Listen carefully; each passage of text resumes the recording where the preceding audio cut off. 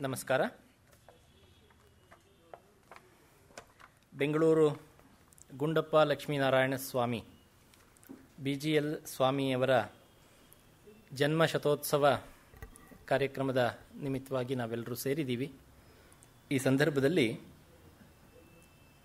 BGL ಸ್ವಾಮಿಯವರು ಸಸ್ಯಶಾಸ್ತ್ರ ಕ್ಷೇತ್ರದಲ್ಲಿ ಮತ್ತು ಇನ್ನಿತರ ಕ್ಷೇತ್ರಗಳಲ್ಲಿ ಮಾಡಿದ ಸಾಧನೆಗಳೇನು ಎನ್ನುವುದರ ಆಧಾರದ ಮೇಲೆ ಅವರನ್ನು ಪರಿಚಯಿಸಲಿಕ್ಕೆ ನಮ್ಮೊಂದಿಗೆ ಡಾಕ್ಟರ್ KN ಗಣೇಶಯ್ಯ ಅವರಿದ್ದಾರೆ.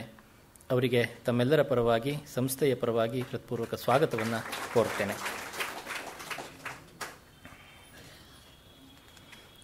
ಡಾಕ್ಟರ್ KN ಗಣೇಶಯ್ಯ ಅವರು ಮೂಲತಃ ಕೋಲಾರದವರು. ಬೆಂಗಳೂರಿನ ಕೃಷಿ ವಿಶ್ವವಿದ್ಯಾನಿಲಯದಲ್ಲಿಯೇ BSc, MSc ಮತ್ತು PhD ಪದವಿಯನ್ನು ಪಡೆದು GKVKಯಲ್ಲಿ ಸುಮಾರು ಮೂರುವರೆ ದಶಕಗಳ ಕಾಲ ಅಧ್ಯಾಪಕರಾಗಿ, ಸಂಶೋಧಕರಾಗಿ, ಅನೇಕ PhD ವಿದ್ಯಾರ್ಥಿಗಳಿಗೆ ಮಾರ್ಗದರ್ಶಕರಾಗಿ ಕಾರ್ಯವನ್ನು ನಿರ್ವಹಿಸಿದ್ದಾರೆ. ಈಗಲೂ ಕೂಡ ಅಧ್ಯಾಪನ ವೃತ್ತಿಯನ್ನು ಮುಂದುವರಿಸಿದ್ದಾರೆ. ವಿಶೇಷವಾಗಿ ಕೃಷಿ ವಿಜ್ಞಾನ, ಪರಿಸರ ಸಂಬಂಧಿತ ಚಟುವಟಿಕೆಗಳು, ಅದರಲ್ಲೂ ಪಶ್ಚಿಮ ಘಟ್ಟ ಪ್ರದೇಶದ ಜೀವವೈವಿಧ್ಯ, ಸಸ್ಯ ಸಂಪತ್ತಿನ ಕುರಿತ ಸಂಶೋಧನೆ, ಅವುಗಳ ರಕ್ಷಣೆಯನ್ನು ಕುರಿತ ವಿಶೇಷ ಅಧ್ಯಯನ, ಈ ಹಲವು ಕ್ಷೇತ್ರಗಳಲ್ಲಿ ಗಣೇಶಯ್ಯ ಅವರು ತೊಡಗಿಕೊಂಡವರು. ಇವು ಅವರ ಅಧ್ಯಾಪನ ಕ್ಷೇತ್ರ, ಅಧ್ಯಯನ ಕ್ಷೇತ್ರ ಮತ್ತು ವೃತ್ತಿ ಕ್ಷೇತ್ರದ ವಿಷಯವಾದರೆ, ಇದರ ಹೊರತಾಗಿ ಸಾಹಿತ್ಯಿಕವಾಗಿಯೂ ಗಣೇಶಯ್ಯ ಅವರ ಕೊಡುಗೆ ಕನ್ನಡ ಭಾಷಾ ಕ್ಷೇತ್ರಕ್ಕೆ, ಸಾಹಿತ್ಯ ಕ್ಷೇತ್ರಕ್ಕೆ ಅತ್ಯಂತ ವಿಶೇಷವಾದದ್ದು. ಇದುವರೆಗೆ ಗಣೇಶಯ್ಯ ಅವರು ಕೃಷಿ ವಿಜ್ಞಾನ ಮತ್ತು ಸಸ್ಯಶಾಸ್ತ್ರ ಇವುಗಳಿಗೆ ಸಂಬಂಧಪಟ್ಟಂತೆ 150ಕ್ಕೂ ಹೆಚ್ಚು ವಿಜ್ಞಾನ ಪ್ರಬಂಧಗಳನ್ನು ಮಂಡಿಸಿದ್ದಾರೆ. 11ಕ್ಕೂ ಹೆಚ್ಚು ಪುಸ್ತಕಗಳ ಸಂಪಾದಕರಾಗಿ ಕಾರ್ಯವನ್ನು ನಿರ್ವಹಿಸಿದ್ದಾರೆ. ಅನೇಕ ಪುಸ್ತಕಗಳಿಗೆ ಹಲವು ಅಧ್ಯಾಯಗಳನ್ನು ಅವರು ಬರೆದಿದ್ದಾರೆ. ಅನೇಕ ಅಂತಾರಾಷ್ಟ್ರೀಯ ವಿಚಾರ ಸಂಕಿರಣಗಳಲ್ಲಿ ಅವರ ಪ್ರಬಂಧಗಳು ಮಂಡನೆಯಾಗಿವೆ. ಹಲವು ವಿಷಯಗಳನ್ನು ಕುರಿತಂತೆ ಪರಿಚಯಾತ್ಮಕ, ವಿವರಣಾತ್ಮಕ ಧ್ವನಿ ಮುದ್ರಿಕೆಗಳನ್ನು, CD-ಗಳನ್ನು ಕೂಡ ಗಣೇಶಯ್ಯ ಅವರು ಹೊರತಂದಿದ್ದಾರೆ. ಈ ವಿಷಯವಾಗಿ ಗಮನಾರ್ಹವಾದ ಒಂದು ಸಂಗತಿಯನ್ನು ಹೇಳಬಹುದು ಅಂತಂದರೆ, ಪಶ್ಚಿಮ ಘಟ್ಟ, ಕೇರಳ, ಕರ್ನಾಟಕ ಮತ್ತು ಗೋವಾ, ಮಹಾರಾಷ್ಟ್ರದ ಕೆಲವು ಭಾಗಗಳು, ಈ ವಿಸ್ತಾರವಾದ ಒಂದು ಪ್ರದೇಶದಲ್ಲಿ 30ಕ್ಕೂ ಹೆಚ್ಚು ಸಸ್ಯವಿಜ್ಞಾನಿಗಳು, ಅಧ್ಯಯನ ನಿರತರ ಸಂಶೋಧಕರ ತಂಡವನ್ನು ಕಟ್ಟಿಕೊಂಡು, ಬೇರೆ ಬೇರೆ ವಿಶ್ವವಿದ್ಯಾಲಯಗಳ ಆಸಕ್ತರ ತಂಡವನ್ನು ಕಟ್ಟಿಕೊಂಡು ಗಣೇಶಯ್ಯ ಅವರು ನಡೆಸಿದ ಸರ್ವೆ ಮತ್ತು ಅದರ ಆಧಾರಿತವಾಗಿ ಹೊರತಂದಂತಹ ಪುಸ್ತಕಗಳು, ಪಶ್ಚಿಮ ಘಟ್ಟದ ಸಸ್ಯ ಸಂಪತ್ತು, ಅವುಗಳನ್ನು ಪರಿಚಯ ಮಾಡಿಕೊಡ್ತಕ್ಕಂತಹ ಪುಸ್ತಕಗಳು 2-3 ಸಂಪುಟಗಳು ಪ್ರಕಟವಾಗಿವೆ. ವಾಸ್ತವಿಕವಾಗಿ ಅವರ ಅಧ್ಯಯನದ ವ್ಯಾಪ್ತಿ ಮತ್ತು ಆಳ ಎಷ್ಟರ ಮಟ್ಟಿಗಿತ್ತು ಅಂತಂದರೆ, ಅದು 7-8 ಸಂಪುಟಗಳಾಗುವಷ್ಟು ಮಾಹಿತಿ ಈಗಲೂ ಗಣೇಶಯ್ಯ ಅವರಲ್ಲಿ ಇದೆ. ಸಾಹಿತ್ಯಿಕವಾಗಿ ಗಣೇಶಯ್ಯ ಅವರ ಕೊಡುಗೆ ಮಹತ್ವದ್ದು ಅಂತ ಆಗಲೇ ನೆನಪಿಸಿಕೊಂಡೆ. ಇದುವರೆಗೆ 8 ಕಾದಂಬರಿಗಳು, 7 ಕಥಾಸಂಕಲನಗಳು ಮತ್ತು 3 ಲೇಖನ ಸಂಗ್ರಹಗಳು, ಅಂಕಣ ಬರಹಗಳು, ವೈಚಾರಿಕ ಲೇಖನಗಳ ಸಂಗ್ರಹಗಳು ಗಣೇಶಯ್ಯ ಅವರಿಂದ ರಚಿತವಾಗಿವೆ. ಇದರಲ್ಲಿ ಕೆಲವು ಸಿಗೇರಿಯಾ ಅನ್ನುವ ಕಥಾಸಂಕಲನ ಇರಬಹುದು, ಶಾಲಭಂಜಿಕೆ ಇರಬಹುದು, ನಾಟಕಗಳಾಗಿಯೂ ಕೂಡ ಪ್ರದರ್ಶನವನ್ನು ಕಂಡಿವೆ. ವಿಶೇಷವಾಗಿ ಫಿಕ್ಷನ್ ಪ್ರಕಾರದಲ್ಲಿ ಅಂತ ಗಮನಿಸಬಹುದಾದರೂ ಕೂಡ ಒಂದು ಗಟ್ಟಿಯಾದ ಐತಿಹಾಸಿಕ ಎಳೆಯನ್ನು ಇಟ್ಟುಕೊಂಡು ಇತಿಹಾಸದ ಒಂದು ರೋಚಕತೆಯನ್ನು, ಅದರ ಹಿನ್ನೆಲೆಯಲ್ಲಿ ತೆರೆದುಕೊಳ್ಳತಕ್ಕಂತಹ ಒಂದು ಸಂಶೋಧಕನ ಮಾನಸಿಕತೆಯನ್ನು ನಾವು ಈ ಎಲ್ಲ ಕಾದಂಬರಿಗಳಲ್ಲಿ, ಕಥಾಸಂಕಲನಗಳಲ್ಲಿ ಕಾಣಬಹುದು. ಕಳೆದ ವರ್ಷವಷ್ಟೇ ಪ್ರಕಟವಾದ ಬಳ್ಳಿ ಕಾಳ ಬೆಳ್ಳಿ, ಅದು ಕೂಡ ಈ ಹಿನ್ನೆಲೆಯಲ್ಲಿಯೇ ಬಂದಂತಹ ಒಂದು ಪ್ರಮುಖ ಕಾದಂಬರಿ. ಈ ಹಿನ್ನೆಲೆಯಲ್ಲಿ ಈ ಕಾದಂಬರಿಗಳನ್ನು ಮತ್ತು ಕಥಾಸಂಕಲನಗಳನ್ನು ನೋಡಿದಾಗ ಗಣೇಶಯ್ಯ ಅವರ ವಿಶಿಷ್ಟವಾದ ಭಾಷೆ, ಶೈಲಿ ಮತ್ತು ಒಂದು ವಸ್ತುವಿನ ಎಳೆಯನ್ನು ಹಿಡಿದುಕೊಂಡು ಹೋಗ್ತಕ್ಕಂತಹ ಅವರ ಕಲೆ, ಈ ಮೂರೂ ಕೂಡ ವಿನೂತನವಾಗಿ ನಮ್ಮೆದುರು ತೆರೆದುಕೊಳ್ಳುತ್ತವೆ. ಈಗಿನ ವರ್ತಮಾನದಲ್ಲಿ ಅವರ ಕಂಟೆಂಪರರಿ ಅಂತ ಹೇಳಬಹುದಾದವರಲ್ಲಿ ಈ ಮಾರ್ಗ, ಶೈಲಿ ಮತ್ತು ವಸ್ತು ವಿಷಯಗಳನ್ನು ಇಟ್ಟುಕೊಂಡು ಈ ಪ್ರಕಾರಗಳ ಸಾಹಿತ್ಯ ರಚನೆಯಲ್ಲಿ ತೊಡಗಿಕೊಂಡಂಥವರು ಇನ್ನೊಬ್ಬರನ್ನು ನಾವು ಗುರುತಿಸೋದಕ್ಕೆ ಸಾಧ್ಯ ಇಲ್ಲ. ಅಷ್ಟರ ಮಟ್ಟಿಗೆ ಗಣೇಶಯ್ಯ ಅವರ ಸಾಹಿತ್ಯ ಕೃತಿಗಳು ಕನ್ನಡ ಸಾಹಿತ್ಯದಲ್ಲಿ ಯುನೀಕ್ ಆಗಿ ನಿಲ್ಲುವಂಥವು. ಅವರು ಇವತ್ತು BGL ಸ್ವಾಮಿಯವರನ್ನು ಕುರಿತು ಮಾತನಾಡ್ತಾ ಇರತಕ್ಕಂಥದ್ದು ಕೂಡ ಒಂದು ಯೋಗ ಅಂತ ನಾನು ಭಾವಿಸ್ತೀನಿ. ಯಾಕೆ ಅಂತಂದರೆ, ಈಗ ಗಣೇಶಯ್ಯ ಅವರ ಬಗ್ಗೆ ನಾನೇನು ಹೇಳಿದೆ, ಅವರ ಮೂಲ ಕೃಷಿ ವಿಜ್ಞಾನ ಹರಡಿಕೊಂಡಿದ್ದು ಸಾಹಿತ್ಯದಲ್ಲಿ. BGL ಕೂಡ ಅದೇ ಮಾರ್ಗದವರು.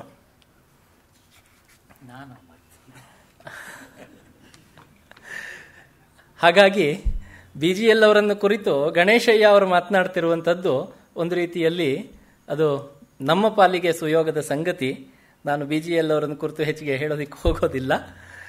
ಗಣೇಶಯ್ಯ ಅವರು BGL ಅವರನ್ನು ನಮಗೆಲ್ಲರಿಗೂ ವಿಶಿಷ್ಟ ರೀತಿಯಲ್ಲಿ ಪರಿಚಯಿಸಲಿಕ್ಕಿದ್ದಾರೆ. ಅವರಿಗೆ ಮತ್ತೊಮ್ಮೆ ತಮ್ಮೆಲ್ಲರ ಪರವಾಗಿ ಹೃತ್ಪೂರ್ವಕ ಸ್ವಾಗತವನ್ನು ಕೋರ್ತಾ ಇದ್ದೇನೆ. ಅವರು ಇವತ್ತಿನ ಉಪನ್ಯಾಸ ಕಾರ್ಯಕ್ರಮವನ್ನು ಉಪಕ್ರಮಿಸಬೇಕಾಗಿ ಪ್ರಾರ್ಥಿಸ್ತೇನೆ.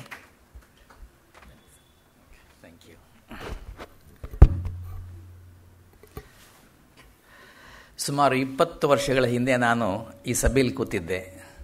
ಶತಾಧವನಿ ಗಣೇಶ್ ಅವರು ಚಾಣಕ್ಯನ ಮೇಲೆ ಒಂದು ಉಪನ್ಯಾಸ ಕೊಟ್ಟಿದ್ದರು. ಆವತ್ತು ನಾನು ಈ ಸಭೆಯ ಬಗ್ಗೆ, DVG ಅವರ ಈ ಕೊಡುಗೆ ಬಗ್ಗೆ ಹಾಗೂ ಶತಾವಧಾನಿ ಕೊಟ್ಟ ಭಾಷಣದ ಬಗ್ಗೆ ನೋಡ್ತಾ ಇರಬೇಕಾದ್ರೆ ನನಗೆ ನನ್ನ ಜೀವನದಲ್ಲಿ ಯಾವತ್ತಾದರೂ ಈ ಪವಿತ್ರವಾದ ಜಾಗದಲ್ಲಿ ಈ ರೀತಿ ಸ್ಟೇಜ್ ಮೇಲೆ ನಿಂತು ಭಾಷಣ ಮಾಡೋ ಅವಕಾಶ ದೊರಕುತ್ತಾ ಅಂತ ಪ್ರಶ್ನೆ ಮಾಡಿಕೊಂಡಿದ್ದೆ. ಇವತ್ತು ಅವಕಾಶ ದೊರಕಿದೆ. ಆ ಅವಕಾಶ ಮಾಡಿಕೊಟ್ಟ ಎಲ್ಲರಿಗೂ, ವಿಶೇಷವಾಗಿ ರಾಮು ಮತ್ತು ವಿಘ್ನೇಶ್ ಅವರಿಗೂ, ನಿಮ್ಮೆಲ್ಲರಿಗೂ ಕೂಡ ನನ್ನ ಅನಂತ ಧನ್ಯವಾದಗಳು. ನಾನು ಇನ್ಯಾವುದೂ VC ಪದವಿಗೆ ಹಾಕಬೇಕಾಗಿಲ್ಲ ಅಥವಾ 2ನೇ ಸಲ ಮದುವೆ ಆಗಬೇಕಾಗಿಲ್ಲ. ಆಗೇನಾದರೂ ಅವಕಾಶ ಬಂದರೆ ಖಂಡಿತ ವಿಘ್ನೇಶ್ ಅವರನ್ನ ನಾನು ಪ್ರಾಪಗ್ಯಾಂಡ ಮಿನಿಸ್ಟ್ರಾಗಿ ಉಪಯೋಗಿಸ್ಕೊತೀನಿ. ಯಾಕಂದರೆ ನಾನೊಬ್ಬ ಸಣ್ಣ ವಿಜ್ಞಾನಿ, ಇತ್ತೀಚೆಗೆ ತಾನೇ ಏನೋ ಒಂದಷ್ಟು ಬರೀತಾ ಇರೋನು. ನನ್ನ ಬಗ್ಗೆನೇ ಅಷ್ಟು ಚೆನ್ನಾಗಿ ಮಾತನಾಡಿದ್ರು ವಿಘ್ನೇಶ್ ಅವರು. ಇನ್ನು BGL ಸ್ವಾಮಿ ಅವ್ರ ಕೈಗೆ ಸಿಕ್ಕಿದ್ರೆ ಅವ್ರು ಏನೇನು ಮಾತಾಡ್ಬೋದು ಅಂತ ನನಗೆ ಆಶ್ಚರ್ಯ ಆಯಿತು. ಅದರ ಹಿನ್ನೆಲೆಯಲ್ಲಿ ನೋಡಿದ್ರೆ ಬಹುಶಃ ವಿಘ್ನೇಶ್ ಅವರು ನನಗಿಂತ ಚೆನ್ನಾಗಿ BGL ಸ್ವಾಮಿಯವರ ಬಗ್ಗೆ ಮಾತನಾಡ್ಬೋದಾಗಿತ್ತೇನೋ ಅಂತ ನನಗನ್ಸುತ್ತೆ. ಇಲ್ಲಿದ್ದಾರೆ ವಿಘ್ನೇಶ್ ಅವರು? ಇಲ್ಲ, ಇರಲಿ. ಸೊ ಅವರ ಇಂಟ್ರೊಡಕ್ಷನ್ ನಿಜಕ್ಕೂ ಕೂಡ ನನಗೆ ಮುಜುಗರ ತಂತು. ನಾನು ಅಷ್ಟು ದೊಡ್ಡ ವ್ಯಕ್ತಿ ಅಲ್ಲ. ಅವರು ಹೇಳಿದಾಗೆ ನಾನು BGL ಸ್ವಾಮಿಯ ಹೆಜ್ಜೆಗಳನ್ನು ಹುಡುಕ್ತಾ ಇರೋ ಒಬ್ಬ ಸಣ್ಣ ವ್ಯಕ್ತಿ. ಆದರೆ ಇದು ಕಾಣುತ್ತಾ?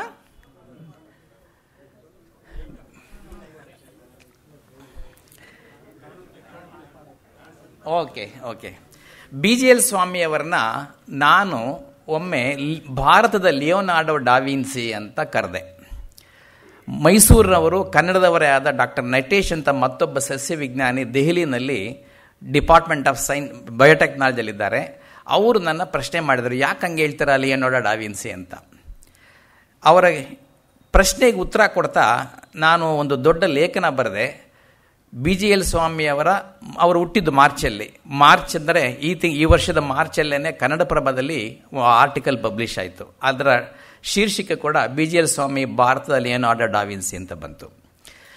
ಯಾಕೆ ನಾನು ಅವರನ್ನ ಭಾರತದ ಲಿಯೋನಾರ್ಡೋ ಡಾವಿನ್ಸಿ ಅಂತ ಕರಿತೀನಿ ಅಂದರೆ, ಲಿಯೋನಾರ್ಡೋ ಡಾವಿನ್ಸಿಯ ಹಾಗೆ BGL ಸ್ವಾಮಿ ಕೂಡ ಒಂದು ರೀತಿಯ ಪಾಲಿಮ್ಯಾಥ್ ಅಂತಾರೆ, ಮಲ್ಟಿ ಟಾಸ್ಕರ್. ಬಹು ರೀತಿಯಲ್ಲಿ ಅವರು ಬಹಳಷ್ಟು ಜ್ಞಾನ ಶಾಖೆಗಳಲ್ಲಿ ಪರಿಣಿತಿಯನ್ನು ಹೊಂದಿದ್ದವರು.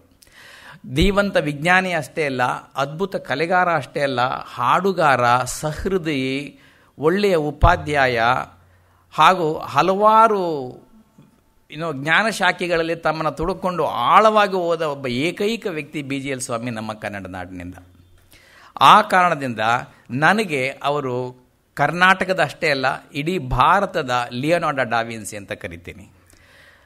ಉದಾಹರಣೆಗೆ ಲಿಯೋನಾರ್ಡೋ ಡಾವಿನ್ಸಿ ನಿಮಗೆಲ್ಲ ಗೊತ್ತಿರಬೇಕು. ಅದ್ಭುತವಾದ ಚಿತ್ರಗಳನ್ನು ಪೇಂಟ್ ಮಾಡಿದ್ದಾರೆ, ತಂತ್ರಜ್ಞಾನಿ, ಕಲೆಗಾರ, ಭಾಷಾತಜ್ಞ. ನಮ್ಮ BGL ಸ್ವಾಮಿ ಕೂಡ ಭಾಷಾತಜ್ಞರು, ಸಂಗೀತಗಾರ. ಆದರೆ ಒಂದು ವಿಷಯ, BGL ಸ್ವಾಮಿ ಲಿಯೋನಾರ್ಡೋ ಡಾವಿನ್ಸಿಗಿಂತ ಒಂದು ಕೈ ಮೇಲು ಅಂತ ನನಗನ್ಸುತ್ತೆ. ಕಾರಣ ಅನ್ಲೈಕ್ BGL ಸ್ವಾಮಿ ಲಿಯೋನಾರ್ಡೋ ಡಾವಿನ್ಸಿ BGL ಸ್ವಾಮಿಯವರು ಅತ್ಯಂತ ಹಾಸ್ಯ ಪ್ರವೃತ್ತಿ ಉಳ್ಳವರು. ಜೀವನದ ಪ್ರತಿ ಗಂಟೆ ಪ್ರತಿ ಕ್ಷಣದಲ್ಲೂ ಕೂಡ ಯಾವುದೇ ಕ್ಷಣದಲ್ಲಿ ಹಾಸ್ಯ ಚಟಾಕಿ ಆರಿಸುವ ಶಕ್ತಿ BGL ಸ್ವಾಮಿಗಿತ್ತು. ಲಿಯೋನಾರ್ಡೋ ಡಾವಿನ್ಸಿ ಇತ್ತೋ ಇಲ್ಲೋ ನನಗೆ ಗೊತ್ತಿಲ್ಲ. ಆ ದೃಷ್ಟಿನಲ್ಲಿ ನನಗೆ BGL ಸ್ವಾಮಿಯವರು ಲಿಯೋನಾರ್ಡೋ ಡಾವಿನ್ಸಿಗಿಂತಲೂ ಒಂದು ಹೆಜ್ಜೆ ಹೆಚ್ಚು ಅಂತ ನನ್ನ ಅನಿಸಿಕೆ. ಇದಕ್ಕೊಂದು ಉದಾಹರಣೆ ಕೊಡ್ತೀನಿ, ಅವರು ಎಂಥ ಹಾಸ್ಯ ಪ್ರವೃತ್ತಿ ಅಂತ.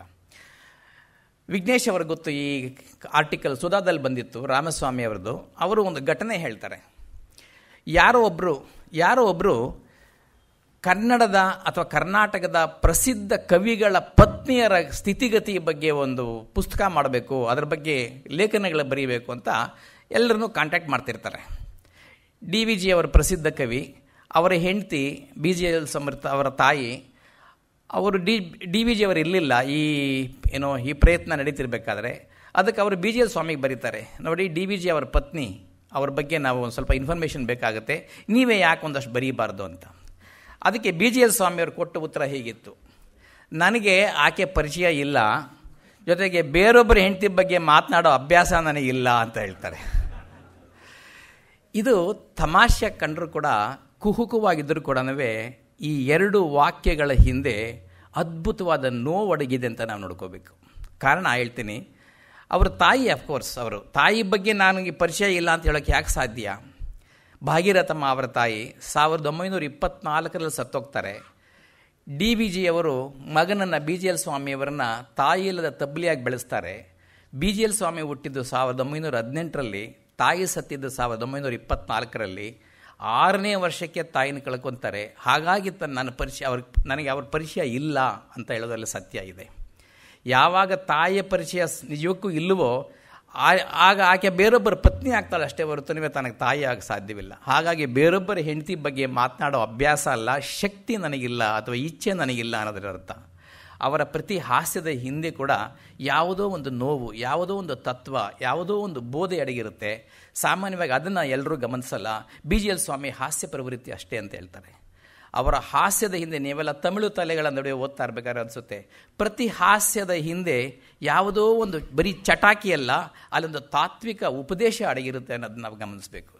ದುರದೃಷ್ಟವಶಾತ್ ನಮ್ಮ ಕನ್ನಡ ಸಾಹಿತಿಗಳು ಈ ಎಳೆಯನ್ನು ಮಿಸ್ ಮಾಡಿದ್ದಾರೆ ಅಂತ ನನಗೆ ಅನಿಸುತ್ತೆ. BGL ಸ್ವಾಮಿಯವ್ರ ಬಗ್ಗೆ ಸಾಕಷ್ಟು ಸಾಹಿತ್ಯ ಅವಲೋಕನೇ ಆಗಿಲ್ಲ, ಆದರೆ ಇಂಥ ಹಲವಾರು ವಿಶಿಷ್ಟವಾದ ಸಂಕೀರ್ಣವಾದ ಅವಲೋಕನೆಗಳನ್ನು ಬಹುಶಃ ನಮ್ಮ ಸಾಹಿತಿಗಳು ಮಾಡೋಕ್ಕೆ ಸಾಧ್ಯ ಇದೆ.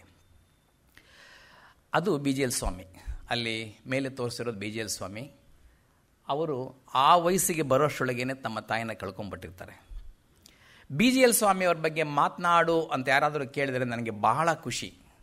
ಕಾರಣ ವಿಘ್ನೇಶ್ ಅವರು ಹೇಳಿದಾಗೆ ಅವರು ಕೋಲಾರ ಜಿಲ್ಲೆಯವರು, ನಾನು ಕೂಡ ಕೋಲಾರ ಜಿಲ್ಲೆಯವನು. ಅವರು ಹೇಳಿದಾಗೆ ಅವರು ಸಸ್ಯಶಾಸ್ತ್ರಜ್ಞ, ನಾನು ಕೂಡ ಸಸ್ಯಶಾಸ್ತ್ರದಲ್ಲಿ ಸಂಶೋಧನೆ ಮಾಡಿರೋನು. ಒಂದು ಸ್ವಲ್ಪ ಅವರ ಹಾಗೆ ನಾನು ಹಾಗೆ ಬರೀತೀನಿ. ಅದೇ ಕಾರಣಕ್ಕೆ ನಾನು ಯಾರು ನನ್ನ ವೆಬ್ಸೈಟಲ್ಲಿ ನನ್ನ ಚಿತ್ರ ನೋಡಿದರೆ ನಾನು ಗಡ್ಡ ಬಿಟ್ಟಿರ್ತೀನಿ. ಇವತ್ತು BGL ಸ್ವಾಮಿ ಮೇಲೆ ಮಾತನಾಡ್ತೀನಿ ಅಂತ BGL ಸ್ವಾಮಿ ಗಡ್ಡ ಇಲ್ಲ ಅಂತ ನಾನು ಗಡ್ಡ ಪಡಿಸ್ಕೊಂಬಂದೆ, BGL ಸ್ವಾಮಿ ಜೊತೆ ಇನ್ನೊಂದು ಹೋಲಿಕೆ ಎಕ್ಸ್ಟ್ರಾ ಆಗಲಿ ಅಂತ. ಆದರೆ ವಿಘ್ನೇಶ್ ಅವ್ರ ಗಡ್ಡ ನೋಡಿ ನನಗೆ ಭಾಳ ಹೊಟ್ಟೆ ಕಿಚ್ಚು ಬಂದುಬಿಡ್ತು. ಅರೆ, ನಾನು ಗಡ್ಡ ತೇರು ಬಂದುಬಿಟ್ಟಿದ್ದೀನಲ್ಲ, ಅಷ್ಟು ಚೆನ್ನಾಗಿ ಕಾಣ್ತಾರೆ ವಿಘ್ನೇಶ್ ಅವರು ಅಂತ. ತಮಾಷೆ ಪಕ್ಕಕ್ಕಿರಲಿ, BGL ಸ್ವಾಮಿಯವರು ನಮ್ಮ ಹಳ್ಳಿಗೆ ಕೇವಲ ಒಂದು 7 ಕಿಲೋಮೀಟರ್ ದೂರದಲ್ಲಿ ಹುಟ್ಟಿರೋರು. ಮುಳುಬಾಗಲ್ ತಾಲೂಕು ದೇವನಹಳ್ಳಿ ಅಂತ. ನಮ್ಮೂರಿಗೂ ಅಲ್ಲಿಗೂ ಕೇವಲ ಒಂದು ಪಕ್ಷಿ ಹಾರಬೇಕು ಅಂತಂದರೆ 7 ಕಿಲೋಮೀಟರ್. ಸೊ ನೀವೆಲ್ಲ ನಂಬೋದು, ನಮ್ಮ ಶತಾವಧಾನಿ ಗಣೇಶ ಆಗಲಿ, BGL ಸ್ವಾಮಿಲಿ ಈ ಗಣೇಶ ಇಲ್ಲಾಗಲಿ ಎಲ್ಲ ಕೂಡ ಕೋಲಾರದಿಂದ ಬಂದವರು. ಸೊ ಕೋಲಾರ ಒಂದು ರೀತಿಯ ಅದ್ಭುತವಾದ, ಇಲ್ಲಿ ಯಾರಾದರೂ ಕೋಲಾರವ್ರು ಇದ್ದೀರಾ? ದಯವಿಟ್ಟು ಕೈ ಎತ್ತಿ. ಭಾಳ ಸಂತೋಷ ಆಯ್ತು ನೋಡಿ, ಬಹಳಷ್ಟು ಜನ ಬುದ್ಧಿವಂತರು ಕೋಲಾರಲ್ಲಿದ್ದಾರೆ ಇಲ್ಲಿ. BGL ಸ್ವಾಮಿಯವರು ಬೆಂಗಳೂರಿನಲ್ಲಿ ಬಸಗುಡಿಯಲ್ಲಿದ್ದರು. ಅದು DV ಗುಂಡಪ್ಪನವರ ಹಳೇ ಮನೆ. ಈಗ ಅದಿಲ್ಲ, ಈಗ ಅದು ಆ ಮಟ್ಟ ತಲುಪಿದೆ, ದುರದೃಷ್ಟ. BGL ಸ್ವಾಮಿಯವರು ತಮ್ಮ ವಿದ್ಯಾಭ್ಯಾಸ ಮಾಡಿದ್ದು ಸೆಂಟ್ರಲ್ ಕಾಲೇಜಿನಲ್ಲಿ, PUC ಮಾಡಿದ್ದು ಅಲ್ಲೇನೆ. ಅಲ್ಲಿ ಒಂದು ಸಂಘ ಇರುತ್ತೆ, ಕರ್ನಾಟಕ ಸಂಘ ಅಂತ. ಅದರ ಕಾರ್ಯದರ್ಶಿಯಾಗಿ ನಮ್ಮ BGL ಸ್ವಾಮಿಯವರು ಕೆಲಸ ಮಾಡ್ತಾರೆ. ಅವರ ಅದೃಷ್ಟ, ಆ ಕರ್ನಾಟಕ ಸಂಘದಲ್ಲಿ ಇದ್ದ ಮಹಾನ್ ವ್ಯಕ್ತಿಗಳಂದರೆ ಇವರು V Seetharamu, Venkannaiah, Krishnashastri, BM Srikantaiah, DVG, ಇವರೆಲ್ಲ ಒಂದು ರೀತಿ ಪಂಚ ಕಲಶಗಳ ಇದ್ದಾಗೆ. ಆ 5 ಜನ ಇದ್ದ ಕರ್ನಾಟಕ ಸಂಘದಲ್ಲಿ ಇದ್ದ ತಮ್ಮ ಕಾಲವನ್ನು ಅಥವಾ ತಮ್ಮ ಅನುಭವವನ್ನು ಉಪಯೋಗಿಸ್ಕೊಂಡು ಅವರೊಂದು ಪುಸ್ತಕನೇ ಬರೀತಾರೆ, ಪಂಚಕಲಶ ಗೋಪುರ ಅಂತ. ಮುಂದೆ ಅವರು BSc ಮಾಡ್ತಾ ಇರಬೇಕಾದ್ರೆ, ಹಾನರ್ಸ್ ಮಾಡಬೇಕಾದ್ರೆ ನಾನು ಯಾವ ವಿಭಾಗಕ್ಕೆ ಹೋಗಬೇಕು, ಬಾಟ್ನಿ ತೊಗೋಬೇಕಾ, ಜುವಾಲಜಿ ತೊಗೋಬೇಕಾ, ಸಸ್ಯಶಾಸ್ತ್ರಕ್ಕೆ ಹೋಗ್ಬೇಕಾ ಅಥವಾ ಪ್ರಾಣಿಶಾಸ್ತ್ರಕ್ಕೆ ಹೋಗ್ಬೇಕಾ ಅಂದಾಗ ಕೃಷ್ಣಶಾಸ್ತ್ರಿ ಅವರು ಮುಂದೆ ಬರ್ತಾರೆ. ಅವ್ರು ಬಂದು ಹೇಳ್ತಾರೆ, ಅದೇನಯ್ಯ ಪ್ರಾಣಿ ಗೀಣಿ ಅಂದ್ಕೊಂಡು ಅದೆಲ್ಲ ಕೊಯ್ಕೊಂಡು ರಕ್ತ ಎಲ್ಲ ಸುರಿಸ್ಕೊಂಡು ಬೇಡ ಬೇಡ ಬೇಡ, ನಿನಗೆ ಹೂವು ಎಲ್ಲ ಚೆನ್ನಾಗಿರುತ್ತೆ, ಹೂವು ಕಾಯಿ ಹಣ್ಣೆಲ್ಲ ಇರುತ್ತೆ, ನೀನು ಬಾಟ್ನಿ ತಗೋ ಅಂತ ಹೇಳ್ತಾರೆ. ಹಾಗಾಗಿ BGL ಸ್ವಾಮಿ ಅವರು ಬಾಟ್ನಿಗೆ ಬಂದರು. ಇದು ಒಳ್ಳೆಯದೋ ಕೆಟ್ಟದೋ ನನಗೆ ಗೊತ್ತಿಲ್ಲ. ಯಾಕಂದರೆ BGL ಸ್ವಾಮಿ ಅವರು ನಿಜಕ್ಕೂ ಪ್ರಾಣಿಶಾಸ್ತ್ರ ತೊಗೊಂಡಿದ್ರೆ ಇನ್ನೇನೇನು ಮಾಡ್ತಾಯಿದ್ರು. ಯಾಕಂದರೆ ಸಸ್ಯಗಳಿಗೆ ಬುದ್ಧಿ ಇಲ್ಲ ಅನ್ನೋ ಒಂದು ನಂಬಿಕೆ ನಮಗಿದೆ. ಅದು ಸುಳ್ಳು ಅಂತ ಇತ್ತೀಚೆಗೆ ಗೊತ್ತಾಗಿದೆ. ಬುದ್ಧಿ ಅಂದರೆ ನಮ್ಮ ರೀತಿ ನರ್ವಸ್ ಸಿಸ್ಟಮ್ ಇಲ್ಲದೆ ಇರ್ಬೋದು, ಆದರೆ ಸಸ್ಯಗಳು ಕೂಡ ಪ್ರಾಣಿಗಳ ರೀತಿ ನಡವಳಿಕೆಯೆಲ್ಲ ತೋರಿಸುವ ಶಕ್ತಿ ಇದೆ ಅನ್ನೋದು ಗೊತ್ತಾಗಿದೆ. ಇನ್ನು ಇಷ್ಟೊಂದು ಬುದ್ಧಿ ಇರ್ತಕ್ಕಂಥ ಪ್ರಾಣಿಗಳ ಬಗ್ಗೆ BGL ಸ್ವಾಮಿ ಸಂಶೋಧನೆ ಮಾಡಿದರೆ ಇನ್ನೇನು ಮಾಡ್ತಿದ್ರು ನಮಗೆ ಗೊತ್ತಿಲ್ಲ. ಈ ಕೃಷಿಶಾಸ್ತ್ರ ಈ ಥರ ಭಾಳ ಕೆಲಸ ಮಾಡಿಬಿಟ್ಟಿದ್ದಾರೆ. ನಿಮಗೆಲ್ಲ ಗೊತ್ತಿರಬೇಕು, ಕುವೆಂಪು ಅವರನ್ನು ಅವರು ಫಿಲಾಸಫಿ ಮಾಡೋಕ್ಕೆ ಹೋಗ್ತಾಯಿದ್ರು. ಯಾರೋ ಕುವೆಂಪು ಅವರು ಅವರನ್ನು ಎಳೆದು ಈ ಕಡೆ ಕನ್ನಡಕ್ಕೆ ಸೇರಿಸಿದ್ದು ಕೃಷ್ಣಶಾಸ್ತ್ರಿ ಅವರು. ಈ ಕೆಲವು ವ್ಯಕ್ತಿಗಳು ಹಲವಾರು ಧೀಮಂತ ವ್ಯಕ್ತಿಗಳ ಜೀವನವನ್ನೇ ಬದಲಾಯಿಸಿರೋರು. ಅಂಥ ವ್ಯಕ್ತಿ ಈ ಕರ್ನಾಟಕ ಸಂಘದಲ್ಲಿದ್ದರು, ಯಾರು BGL ಸ್ವಾಮಿಯಲ್ಲಿದ್ದಾಗ. ಆದ ಕಾರಣ ನಾನು ಹೇಳಿದಾಗೆ ಪಂಚಕಲಶ ಗೋಪುರ ಅಂತ ಒಂದು ಪುಸ್ತಕನೇ ಬರೀತಾರೆ ಯಾರು, BGL ಸ್ವಾಮಿಯವರು ತಮ್ಮ ಅನುಭವದ ಮೇಲೆ. BGL ಸ್ವಾಮಿಯವರು ಅತಿ ಯುವಕರಾಗಿರ್ಬೇಕಾದ್ರೆ ತಮ್ಮ ಸಾಹಿತ್ಯ ಶಕ್ತಿಯನ್ನು ತೋರಿಸೋಕೆ ಶುರು ಮಾಡ್ತಾರೆ. ಪ್ರಣಯ ಪ್ರಸಂಗ, ಪ್ಲಾಟಿಪಸ್ ಅನ್ನೋ ಒಂದು ಪದ್ಯ, ಜೇಡರ ಚರಕ, ಹಸಿವಿನ ಬಳ್ಳಿ, ಕದಂಬ, ಸಂತಾನ ರಹಸ್ಯ, ಹೀಗೆ ಹಲವಾರು ಪುಸ್ತಕಗಳನ್ನ ಭಾಳ ಯುವಕರಾಗಿರ್ಬೇಕಾದ್ರೆ ಬರೀತಾರೆ. ಅದರ ನಂತರ ಅವರು ಆ ಕಾಲದಲ್ಲಿ ಬರೆದ ಒಂದು ಪುಸ್ತಕ ಅಲ್ಲ, ಒಂದು ಪದ್ಯ, ಅಣಕವಾಡು ಅಂತಾರೆ. ಅಣಕವಾಡು ಅಂದರೆ ನಿಮಗೆಲ್ಲ ಗೊತ್ತಿರಬೇಕು, ಅದೊಂದು ಪದ್ಯದ ರೀತಿ, ಆದರೆ ಅದು ಅಣಕ ಬೇರೆ ಯಾರನ್ನೋ ಅದನ್ನ ಆಡ್ಕೊಳ್ಳೋದು. ಆ ಅಣಕವಾಡು ಈ ನಮ್ಮ ಶಿವರಾಮ್ ಕಣ್ಣಿಗೆ ಬೀಳುತ್ತೆ 1947ರಲ್ಲಿ. ಅರೆ ಇಷ್ಟೊಂದು ಅದ್ಭುತವಾಗಿ ಬರೆಯೋದನ್ನಲ್ಲ BGL ಸ್ವಾಮಿ ಅಂತ ಅದನ್ನು ಕೊರವಂಜಿಯಲ್ಲಿ ಪ್ರಕಟ ಮಾಡ್ತಾರೆ. ನಾನು ಆ ಪದ್ಯ ಓದಿದೆ. ಆ ಪದ್ಯ ಓದ್ತಾ ಇರಬೇಕಾದ್ರೆ ನನಗನ್ಸಿದ್ದು BGL ಸ್ವಾಮಿಯವರು ಇದನ್ನು ಸುಮ್ಮನೆ ಒಂದು ಪದ್ಯದ ರೀತಿ ಬರೆದಿಲ್ಲ, ತಮ್ಮ ಜೀವನನೇ ಬರ್ಕೊಂಡಿದ್ದಾರೆ ಅಂತ ಅನ್ನಿಸ್ತು. ಅಣಕವಾಡು ಅಂತ ಹೇಳಿದೆ. ಅಣಕ ಅಂದರೆ ತಮಾಷೆ ಮಾಡೋದು. ನಾನು ಆವಾಗಲೇ ಹೇಳಿದೆ, ಪ್ರತಿ ತಮಾಷೆಯಲ್ಲೂ BGL ಸ್ವಾಮಿ ಏನೋ ಒಂದು ನೋವನ್ನು ತತ್ವವನ್ನು ಇಟ್ಟಿರ್ತಾರೆ ಅಂತ. ಈ ಅಣಕದಲ್ಲಿ ತಮ್ಮ ಜೀವನವನ್ನೇ ಅಳವಡಿಸಿಬಿಟ್ಟಿದ್ದಾರೆ. ಅಣಕವಾಡನ ಸಂಕ್ಷಿಪ್ತ ಕಥೆ ಹೇಳ್ತೀನಿ. ಅಣಕವಾಡಲ್ಲಿ ಹೀರೋಯಿನ್ ಮೀನಾಕ್ಷಿ, ವಿಲನ್ನು ಸಹಪಾಠಿ. ಆ ಮೀನಾಕ್ಷಿ ಅನ್ನೋ ಹುಡುಗಿ ಭಾಳ ಇಂಟೆಲಿಜೆಂಟು. ಆಕೆ ಯಾವಾಗಲೂ ಎಲ್ಲ ಪುಸ್ತಕಗಳು ಓದ್ತಾ ಇರ್ತಾಳೆ. ಏಕಂಬರನಾಥ ಯಾರನ್ನ ಜುವಾಲಜಿ ಆಗಲಿ, ದತ್ತ ಅವರ ಬಾಟ್ನಿ ಆಗಲಿ, ಅಥವಾ ಪಳನಿಸ್ವಾಮಿಯವ್ರ ಬಯೋಕೆಮಿಸ್ಟ್ರಿ ಆಗಲಿ, ಎಲ್ಲ ಪುಸ್ತಕಗಳು ಅವ್ರು ಚೆನ್ನಾಗಿ ಓದ್ತಾ ಇರ್ತಾಳೆ. ಆದರೆ ಈ ವಿಲನ್ ಸಹಪಾಠಿ ಇದ್ದಾರಲ್ಲ, ಇವರಿಲ್ಲ, ಯಾವ ಪುಸ್ತಕನೂ ಓದಲ್ಲ. ಅವರಿಗೆ ಪ್ರಕೃತಿನೇ ಪುಸ್ತಕ. ನೇಚರ್ಗೆ ಹೋಗಿ ಏನೇನೋ ಮಾಡ್ತಿರ್ತಾರೆ, ತಲೆ ಹರಟೆ. ಎಲ್ಲ ಪಠ್ಯ ಪುಸ್ತಕಗಳು ಮೀನಾಕ್ಷಿಗೆ ಬಾಯ್ಪಾಠ ಆಗಿಬಿಡುತ್ತೆ. ಇದು ಅಣಕವಾಡ ಅವ್ರದ್ದೇ ಓದ್ಬೇಕು ನೀವು. ನಾನು ಹೇಳ್ತಾರೆ ಬರೀ ಏನೋ ನನ್ನ ಮಾತುಗಳಲ್ಲಿ. ಅವರ ಅಣಕವಾಡ ನೀವು ಓದಿದ್ರೆ ಭಾಳ ಖುಷಿ ಆಗುತ್ತೆ, ತಮಾಷೆಯಾಗಿದೆ ಅದು. ಈ ಸಹಪಾಠಿ ಏನೂ ಓದಿಲ್ಲ. ಆಯಮ್ಮ ರ್ಯಾಂಕು, ಇವ 3rd ಕ್ಲಾಸ್. ಕೊನೆಗೊಮ್ಮೆ ಸಾಕ್ರೆಟಿಸ್ ಬರ್ತಾನೆ. ಏನಕ್ಕೆ? ಇವರಿಗೆ ಫೈನಲ್ ಟೆಸ್ಟ್ ಮಾಡೋಕ್ಕೆ, ಇವರಿಬ್ಬರು ನಿಜವಾಗ್ಲೂ ವರ್ತಾ ಇವರು ಡಿಗ್ರಿ ತಗೊಳ್ಳೋಕ್ಕೆ ಅಂತ. ಆ ಸಾಕ್ರೆಟಿಸ್ ಬಂದು, ಈ ಹುಡುಗಿ ರ್ಯಾಂಕ್ ತೊಗೊಂಡಿದ್ದಾಳಲ್ಲ, ಇವಳ ತಲೆಯಲ್ಲಿ ಏನಿದೆ ಅಂತ ಒಳಗಡೆ ಕೈ ಹಾಕ್ಬಿಟ್ಟು ಎಳಿತಾನೆ ಆಚೆಗೆ. ಒಂದೊಂದಾಗಿ ಬರ್ತಾವೆಲ್ಲ. ಏನವು? ಎಲ್ಲ ಬರೋದು ಬರೀ ಬುಕ್ಸ್ ಅಷ್ಟೆ. ಮೀನಾಕ್ಷಿ ತಲೆಯಿಂದ ಪುಸ್ತಕ ಆದಮೇಲೆ ಪುಸ್ತಕ ಬರ್ತಾ ಇರುತ್ತೆ. ಆದರೆ ಈ ಸಹಪಾಠಿ ತಲೆಯಿಂದ 1 kg ಬೆಂಡೆಕಾಯಿ, 250 ಗ್ರಾಮ್ ಗೋರಿಕಾಯಿ, ಒಂದು ಕುಂಬಳಕಾದಷ್ಟು ನೆಲ್ಲಿಕಾಯಿ, ಇವೆಲ್ಲ ಆಚೆ ಬರ್ತಾ ಇರ್ತವೆ. ಇದು BGL ಸ್ವಾಮಿಯವರ ಈಗೋ, ಆಲ್ಟರ್ ಈಗೋ. ತನ್ನನ್ನು ತಾನೇ ವಿಲನ್ ಆಗಿ ಮಾಡಿಕೊಂಡು ತನ್ನ ಹೆಸರು ಹೇಳದೆ ಮೀನಾಕ್ಷಿ ಅಂತ ಮಿಕ್ಕ ಎಲ್ಲ ಸಾಮಾನ್ಯ ವಿದ್ಯಾರ್ಥಿಗಳನ್ನ ಮುಂದೆ ಇಟ್ಕೊಂಡು ಒಂದು ಅಣಕವಾಡು ಬರೆದು ತಾನು ತನ್ನ ಜೀವನವನ್ನು ಅಲ್ಲಿ ರಚನೆ ಮಾಡಿರ್ತಕ್ಕಂಥ ಒಂದು ಪ್ರಯತ್ನ ಈ ಕೊರವಂಜಿಲಿ ಪ್ರಕಟವಾಗಿರೋದು. ಸರಿ, BSc ಆನರ್ಸ್ ಆದಮೇಲೆ ಸೆಂಟ್ರಲ್ ಕಾಲೇಜಲ್ಲಿ ಅವರು ಮುಗಿಸಿ ISCಗೆ ಹೋಗ್ತಾರೆ, ಟಾಟಾ ಇನ್ಸ್ಟಿಟ್ಯೂಟ್ಗೆ. ಟಾಟಾ ಇನ್ಸ್ಟಿಟ್ಯೂಟಲ್ಲಿ ಒಂದು ಪ್ರಾಜೆಕ್ಟ್ ಸೇರ್ಕೊತಾರೆ. ಅಲ್ಲಿರಬೇಕಾದ್ರೆ ಬಯೋಕೆಮಿಸ್ಟ್ರಿ ಸಬ್ಜೆಕ್ಟಲ್ಲಿ ಅವರೊಂದಷ್ಟು ಪ್ರಬಂಧಗಳು ಕೂಡ ತಯಾರು ಮಾಡ್ತಾರೆ. ಅದಾದಮೇಲೆ ಇನ್ಸ್ಟಿಟ್ಯೂಟ್ ಆಫ್ ವುಡ್ ಸೈನ್ಸ್ ಅಂತಿದೆ, ಭಾಳ ಜನಕ್ಕೆ ಅದನ್ನ ಸ್ಯಾಂಡಲ್ವುಡ್ ರಿಸರ್ಚ್ ಸೆಂಟರ್ ಅಂತಲೂ ಪರಿಚಯ ಆಗಿರುತ್ತೆ. ಅಲ್ಲೇ ISC ಪಕ್ಕದಲ್ಲಿದೆ. ಅಲ್ಲಿ ಸೇರಿಕೊಂಡು ತಮ್ಮ ಸಂಶೋಧನೆ ಮುಂದುವರಿಸ್ತಾರೆ. ವಿಚಿತ್ರ ಅಂದರೆ BGL ಸ್ವಾಮಿಯವರಿಗೆ ಫೋಟೋಗೆ ನಿಂತ್ಕೊಳ್ಳೋ ಅಂದರೆ ಭಾಳ ನಾಚಿಕೆ. ಯಾವತ್ತೂ ಕೂಡ ಅವ್ರು ಫೋಟೋ ನಿಂತ್ಕೊತಿರ್ಲಿಲ್ಲ. ನಾನು ಮುಂದೆ ಬರ್ತೀನಿ ಕೆಲವು ಪ್ರಸಂಗಗಳ ಬಗ್ಗೆ. ಆ ಟೈಮಲ್ಲಿ ಹಾನರ್ಸ್ ಮುಗಿಸಿ ತಮ್ಮ ಪ್ರಾಜೆಕ್ಟಲ್ಲಿ ISL ಸೇರಿಕೊಂಡು ಅಥವಾ ಇನ್ಸ್ಟಿಟ್ಯೂಟ್ ಆಫ್ ವುಡ್ ಸೈನ್ಸಸ್ ಸೇರಿಕೊಂಡು ಪಬ್ಲಿಷ್ ಎಲ್ಲ ಆದಮೇಲೆ ತಂದೆಗೆ ಹೇಳ್ತಾರೆ, ನಾನು ಕೆಲಸಕ್ಕೆ ಸೇರ್ಕೋಬೇಕು, ಪರ್ಮನೆಂಟ್ ಕೆಲಸಕ್ಕೆ ಸೇರ್ಕೋಬೇಕು ಅಂತ. ಯಾಕೆ ಅಂತ DVG ಕೇಳ್ತಾರೆ. ಪರ್ಮನೆಂಟ್ ಕೆಲಸ ಸೇರಿಕೊಂಡ್ರೆ ಒಂದಷ್ಟು ದುಡ್ಡು ಸಿಗುತ್ತೆ, ಆ ದುಡ್ಡನ್ನ ತಗೊಂಡು ನಾನು PhD ಮಾಡ್ಬೋದು, ಅದಕ್ಕೋಸ್ಕರ ನಾನು ಕೆಲಸಕ್ಕೆ ಸೇರ್ಕೋಬೇಕು ಅಂತ. ನೀನು ಕೆಲಸಕ್ಕೆ ಸೇರ್ಕೋಬೇಕಾಗಿರೋದು PhD ಮಾಡಬೇಕು ಅಂತಂದರೆ ಅದನ್ನ ಮನೆಯಲ್ಲೇ ಯಾಕೆ ಮಾಡಬಾರ್ದು, ಕೆಲಸಕ್ಕೆ ಸೇರ್ಕೊಂಡು ಯಾಕೆ ನೀನು ದುಡ್ಡು ಸಂಪಾದನೆ ಮಾಡಿ ದುಡಿಬೇಕು ಅಂತ ಪ್ರಶ್ನಿಸ್ತಾರೆ. ಯಾರಿಗೆ? BGL ಸ್ವಾಮಿಗೆ. BGL ಸ್ವಾಮಿ ಯೋಚನೆ ಮಾಡ್ತಾರೆ. ಅದರಿಂದ ಆದ ಪರಿಣಾಮ ಇಡೀ ಪ್ರಪಂಚಕ್ಕೆ ಒಂದು ಮಾದರಿ ಅಂತ ನನಗನ್ಸುತ್ತೆ. ಕಾರಣ, ನಾನು ಚಿಕ್ಕವನಾಗ ನನಗೆ ಈ ಏಕಲವ್ಯನ ಕಥೆ ಹೇಳ್ತಾ ಇದ್ದರು. ಏಕಲವ್ಯ ನಿಮಗೆಲ್ಲ ಗೊತ್ತಿರೋ ಹಾಗೆ ದ್ರೋಣಾಚಾರ್ಯರ ವಿಗ್ರಹವನ್ನು ಮುಂದೆ ಇಟ್ಕೊಂಡು ಸಂಕೀರ್ಣವಾದ ಬಿಲ್ಲು ವಿದ್ಯೆಯನ್ನು ತಾನೊಬ್ಬನೇ ತಾನಾಗಿ ಕಲಿತ ಒಂದು ಕತೆ ಇದು, ಏಕಲವ್ಯನ ಕತೆ. ನಾನು ಯಾವಾಗಲೂ ನನ್ನ ತಂದೆನ ಕೇಳ್ತಾ ಇದ್ದೆ, ಅದು ಹೆಂಗೆ ಸಾಧ್ಯ ಅಣ್ಣ? ಶಬ್ದವೇದಿ ಬಾಣ ಅಂತ ಒಂದು ವಿಚಿತ್ರವಾದ ಅಥವಾ ಸಂಕೀರ್ಣವಾದ ವಿದ್ಯೆಯನ್ನು ಯಾವ ಗುರು ಇಲ್ಲದೆ ಯಾರೂ ಹೇಳ್ಕೊಡದೆ ಹ್ಯಾಕೆ ಕಲಿಯೋಕ್ಕೆ ಸಾಧ್ಯ ಅಂತ ನಾನು ಯಾವಾಗಲೂ ನಮ್ಮ ತಂದೆನ ಕೇಳ್ತಾ ಇದ್ದೆ. BGL ಸ್ವಾಮಿಯವರ ಜೀವನವನ್ನು ನೋಡಿದ್ರೆ ನಿಜಕ್ಕೂ ಏಕಲವ್ಯನಂತಹ ಕಥೆಗಳು ಸತ್ಯ ಅಂತ ಅನಿಸುತ್ತೆ. ಕಾರಣ, ಕೇವಲ ಮನೆಯಲ್ಲಿ ಒಂದು ಮೈಕ್ರೋಟೋಮ್, ಒಂದು ಮೈಕ್ರೋಸ್ಕೋಪ್, ಒಂದಷ್ಟು ರಾಸಾಯನಿಕ ವಸ್ತುಗಳನ್ನು ಮಾತ್ರ ಇಟ್ಕೊಂಡು ಅವರು ಮಾಡಿದ ಸಂಶೋಧನೆ BGL ಸ್ವಾಮಿಗೆ DSc ಪದವಿ ತರುತ್ತೆ. ಇವತ್ತಿನ ದಿವಸ 5 ವರ್ಷ 10 ವರ್ಷ ಯಾವ್ಯಾವುದೋ ಸಫಿಸ್ಟಿಕೇಟೆಡ್ ಇನ್ಸ್ಟ್ರೂಮೆಂಟ್ ಎಲ್ಲ ಎತ್ಕೊಂಡು ನಾವೆಲ್ಲ ಒದ್ದಾಡ್ತೀವಿ PhD ಮಾಡೋಕ್ಕೆ. ಆದರೆ ಇವರು ಯಾವುದೇ ಇನ್ಸ್ಟಿಟ್ಯೂಟಿಗೆ ಹೋಗದೆ ಮನೆಯಲ್ಲಿ ಕೇವಲ ಮೈಕ್ರೋಸ್ಕೋಪ್ ಇಟ್ಕೊಂಡು, ಅದು ತಮ್ಮ ತಂದೆ ಕೊಡಿಸಿದ ಮೈಕ್ರೋಸ್ಕೋಪು ಅಥವಾ ಮೈಕ್ರೋಟೋಮ್ ಇಟ್ಕೊಂಡು ಮಾಡಿದ ಸಂಶೋಧನೆಯಿಂದ ಅವರಿಗೆ DSc ಬರುತ್ತೆ. ಹಾಗಾಗಿ ನನ್ನ ದೃಷ್ಟಿನಲ್ಲಿ ಇವತ್ತಿನ ಅಂದರೆ 20ನೇ ಶತಮಾನದ ಏಕೈಕ ಏಕಲವ್ಯ ಅಂತಂದರೆ ನಮ್ಮ BGL ಸ್ವಾಮಿಯವರು. ಇಡೀ ಸಸ್ಯಶಾಸ್ತ್ರದ ಏಕಲವ್ಯ ಅಂದರೆ BGL ಸ್ವಾಮಿಯವರು. ಅಷ್ಟೇ ಅಲ್ಲ, ಏಕಲವ್ಯನ ರೀತಿಯ ಜೀವನ ಸಾಧ್ಯ ಅಂತ ಇಡೀ ಪ್ರಪಂಚಕ್ಕೆ ತೋರಿಸಿಕೊಟ್ಟ ಏಕೈಕ ವ್ಯಕ್ತಿ ನಮ್ಮ BGL ಸ್ವಾಮಿಯವರು. ನಾವು BGL ಸ್ವಾಮಿಯವರು ಸಾಹಿತ್ಯ ಬರೆದರು, ಮತ್ತೊಂದು ಬರೆದರು ಅನ್ನೋದು ಭಾಳ ಮುಖ್ಯ ಅಲ್ಲ. ಒಬ್ಬ ಯುವ ಹುಡುಗನಾಗಿ ಯಾರ ಮಾರ್ಗದರ್ಶನವೂ ಇಲ್ಲದೆ PhD ಅಥವಾ DSc ಅಂತ ಒಂದು ಪದವಿ ಪಡೆಯೋದಕ್ಕೆ ಮನೆಯಲ್ಲೇ ಕೂತ್ಕೊಂಡು ಮಾಡಬಹುದು ಅನ್ನೋ ಒಂದು ತೋರಿಸ್ಕೊಟ್ಟಿದ್ದಾರಲ್ಲ, ಇದು ನಿಜಕ್ಕೂ ಕೂಡ ಅತ್ಯದ್ಭುತವಾದ ಸಾಧನೆ ಅಂತ ನನಗನ್ಸುತ್ತೆ. ಇದು ಎಲ್ಲ ಸಾಹಿತ್ಯಕ್ಕೂ ಎಲ್ಲ ವಿಜ್ಞಾನಕ್ಕೂ ಮೀರಿದ ಸಾಧನೆ ಅಂತ ನನಗನ್ಸುತ್ತೆ. ಅವರು ಬಸವನಗುಡಿನಲ್ಲಿ ಸಂಶೋಧನೆ ಮಾಡಿಕೊಂಡು ಮನೆಯಲ್ಲಿ ಮಾಡಿದ ವಿಜ್ಞಾನದ ಆವಿಷ್ಕಾರಗಳು ಸೀತಾಳೆ ಅಂದರೆ ಮಾರ್ಕಿಡ್ ಅಂತೀವಲ್ಲ, ಸೀತಾಳೆ ಗಿಡದ ಭ್ರೂಣಗಳ ಬಗ್ಗೆ. ಆ ಸಂಶೋಧನೆ ಮಾಡಿದ್ದಾದ್ಮೇಲೆ ಹಲವಾರು ಪ್ರಬಂಧಗಳನ್ನ ಬರೀತಾರೆ. ಅದನ್ನು ತಗೊಂಡು ಮೈಸೂರು ವಿಶ್ವವಿದ್ಯಾನಿಲಯಕ್ಕೆ ಥೀಸಿಸ್ ಕೊಡ್ತಾರೆ. 1947ರಲ್ಲಿ ಅವರಿಗೆ DSc ಪದವಿ ಸಿಗುತ್ತೆ. ಅವರ DSc ಪದವಿ ಸಿಕ್ಕಿದ ತಕ್ಷಣ ಇಡೀ ಪ್ರಪಂಚ ಕಣ್ತೆರೆಯುತ್ತೆ ಅವರ ಬಗ್ಗೆ. ಯಾಕಂದರೆ ಅವರ ಮನೆಯಲ್ಲಿ ಮಾಡಿದ್ದ ಆ ಸಂಶೋಧನೆ ಕೂಡ ಅಷ್ಟೊಂದು ಅದ್ಭುತವಾಗಿತ್ತು.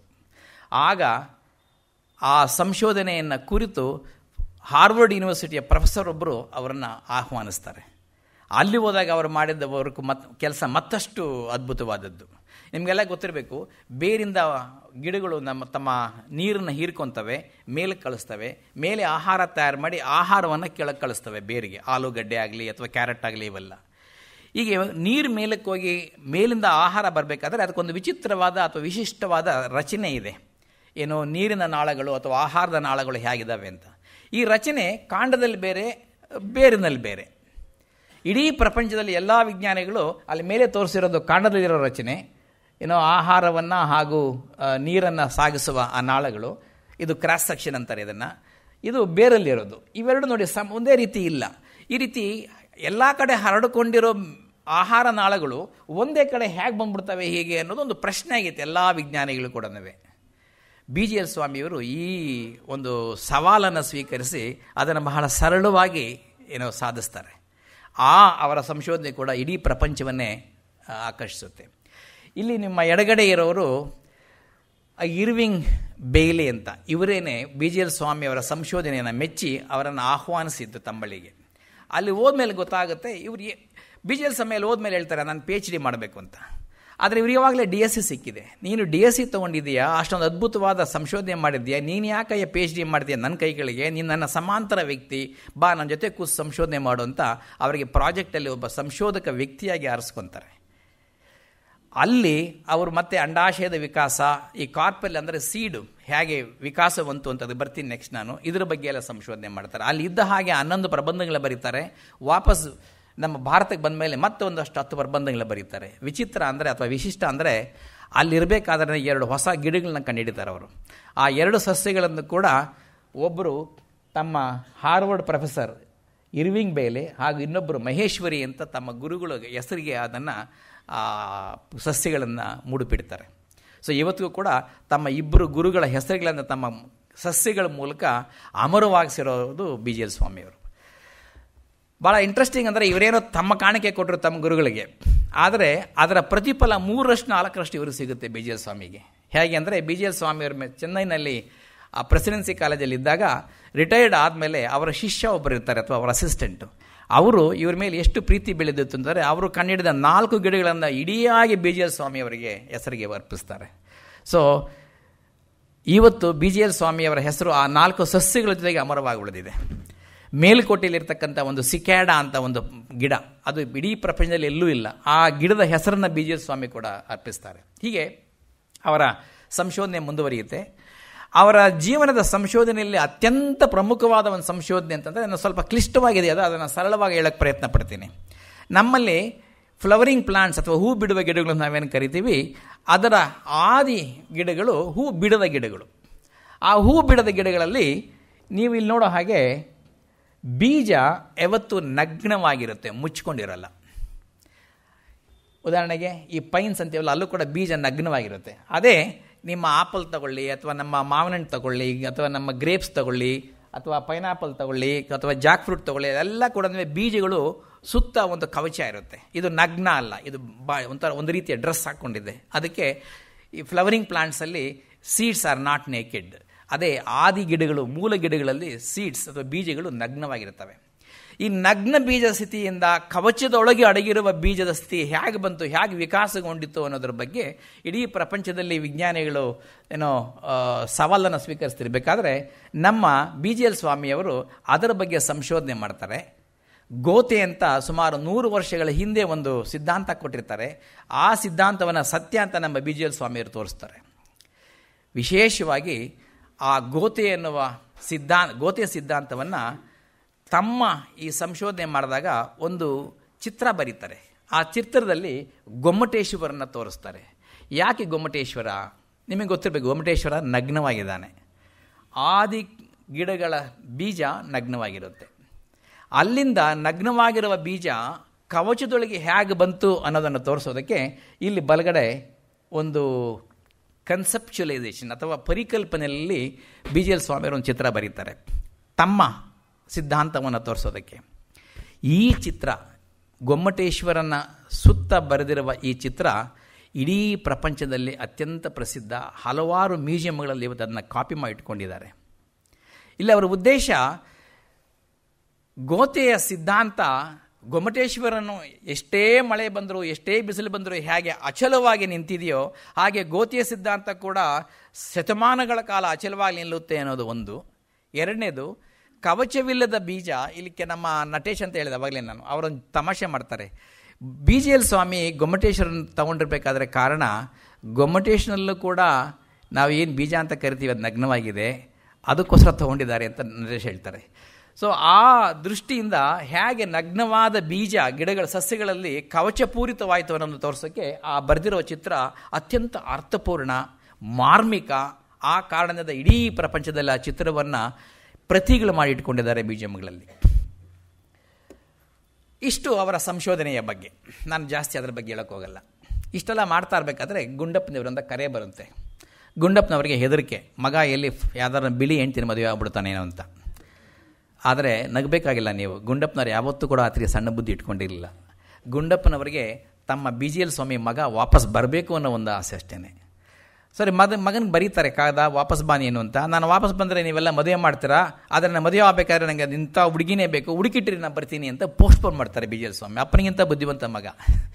ಮಗನಿಗೆ ಗೊತ್ತು ಅಪ್ಪ ಯಾಕೆ ಕರೀತಾವ್ರೆ ಅಂತ, ಅದಕ್ಕೋಸ್ಕರ ಅದೇ ಕಾರಣ ಉಪಯೋಗಿಸ್ಕೊತಾರೆ. ನೀವು ನಾನು ಬಂದರೆ ಮದುವೆ ಮಾಡ್ತೀರಾ, ಮದುವೆ ಮಾಡ್ಬೇಕಾದ್ರೆ ನಂಗೆ ಹುಡುಗಿ ಬೇಕು, ನಾನು ಹುಡುಗಿ ಹೆಂಗಿರಬೇಕು ಇಲ್ಲಿ ಹೇಳ್ತಾರೆ ನೋಡಿ. ನನ್ನ ಹೆಂಡತಿಗೆ ಧೈರ್ಯ ಇರಬೇಕು, ಸಹನೆ ಇರಬೇಕು, ಓದು ಬರಹ ಬರಬೇಕು, ಇಂಗ್ಲೀಷ್ ತಕ್ಕಮಟ್ಟಿಗೆ ಬರಬೇಕು. ನೆನೆಸ್ಕೊಳ್ಳಿ, ಇದು 1950ರಲ್ಲಿ, 49-50ರಲ್ಲಿ, ಸುಮಾರು 60-70 ವರ್ಷಗಳ ಹಿಂದೆ ನಮ್ಮ ಹೆಣ್ಮಕ್ಳು ವಿದ್ಯಾಭ್ಯಾಸ ಮಾಡೋರು ಕಡಿಮೆ ಇದ್ದರು. ಆವಾಗ BGL ಸ್ವಾಮಿಯವರು ಧೈರ್ಯ ಇರಬೇಕು, ಸಹನೆ ಇರಬೇಕು, ಓದು ಬರಹ ಇಂಗ್ಲೀಷ್ ತಕ್ಕಮಟ್ಟಿಗೆ ಬರಬೇಕು, ಜ್ಞಾನ ಸಂಪಾದನೆಯಲ್ಲಿ ಆಸಕ್ತಿ ಇರಬೇಕು, ಮಡಿವಂತಿಕೆಯಲ್ಲಿ ಇಲ್ಲದ ಮನೋಧರ್ಮ ಇರಬೇಕು.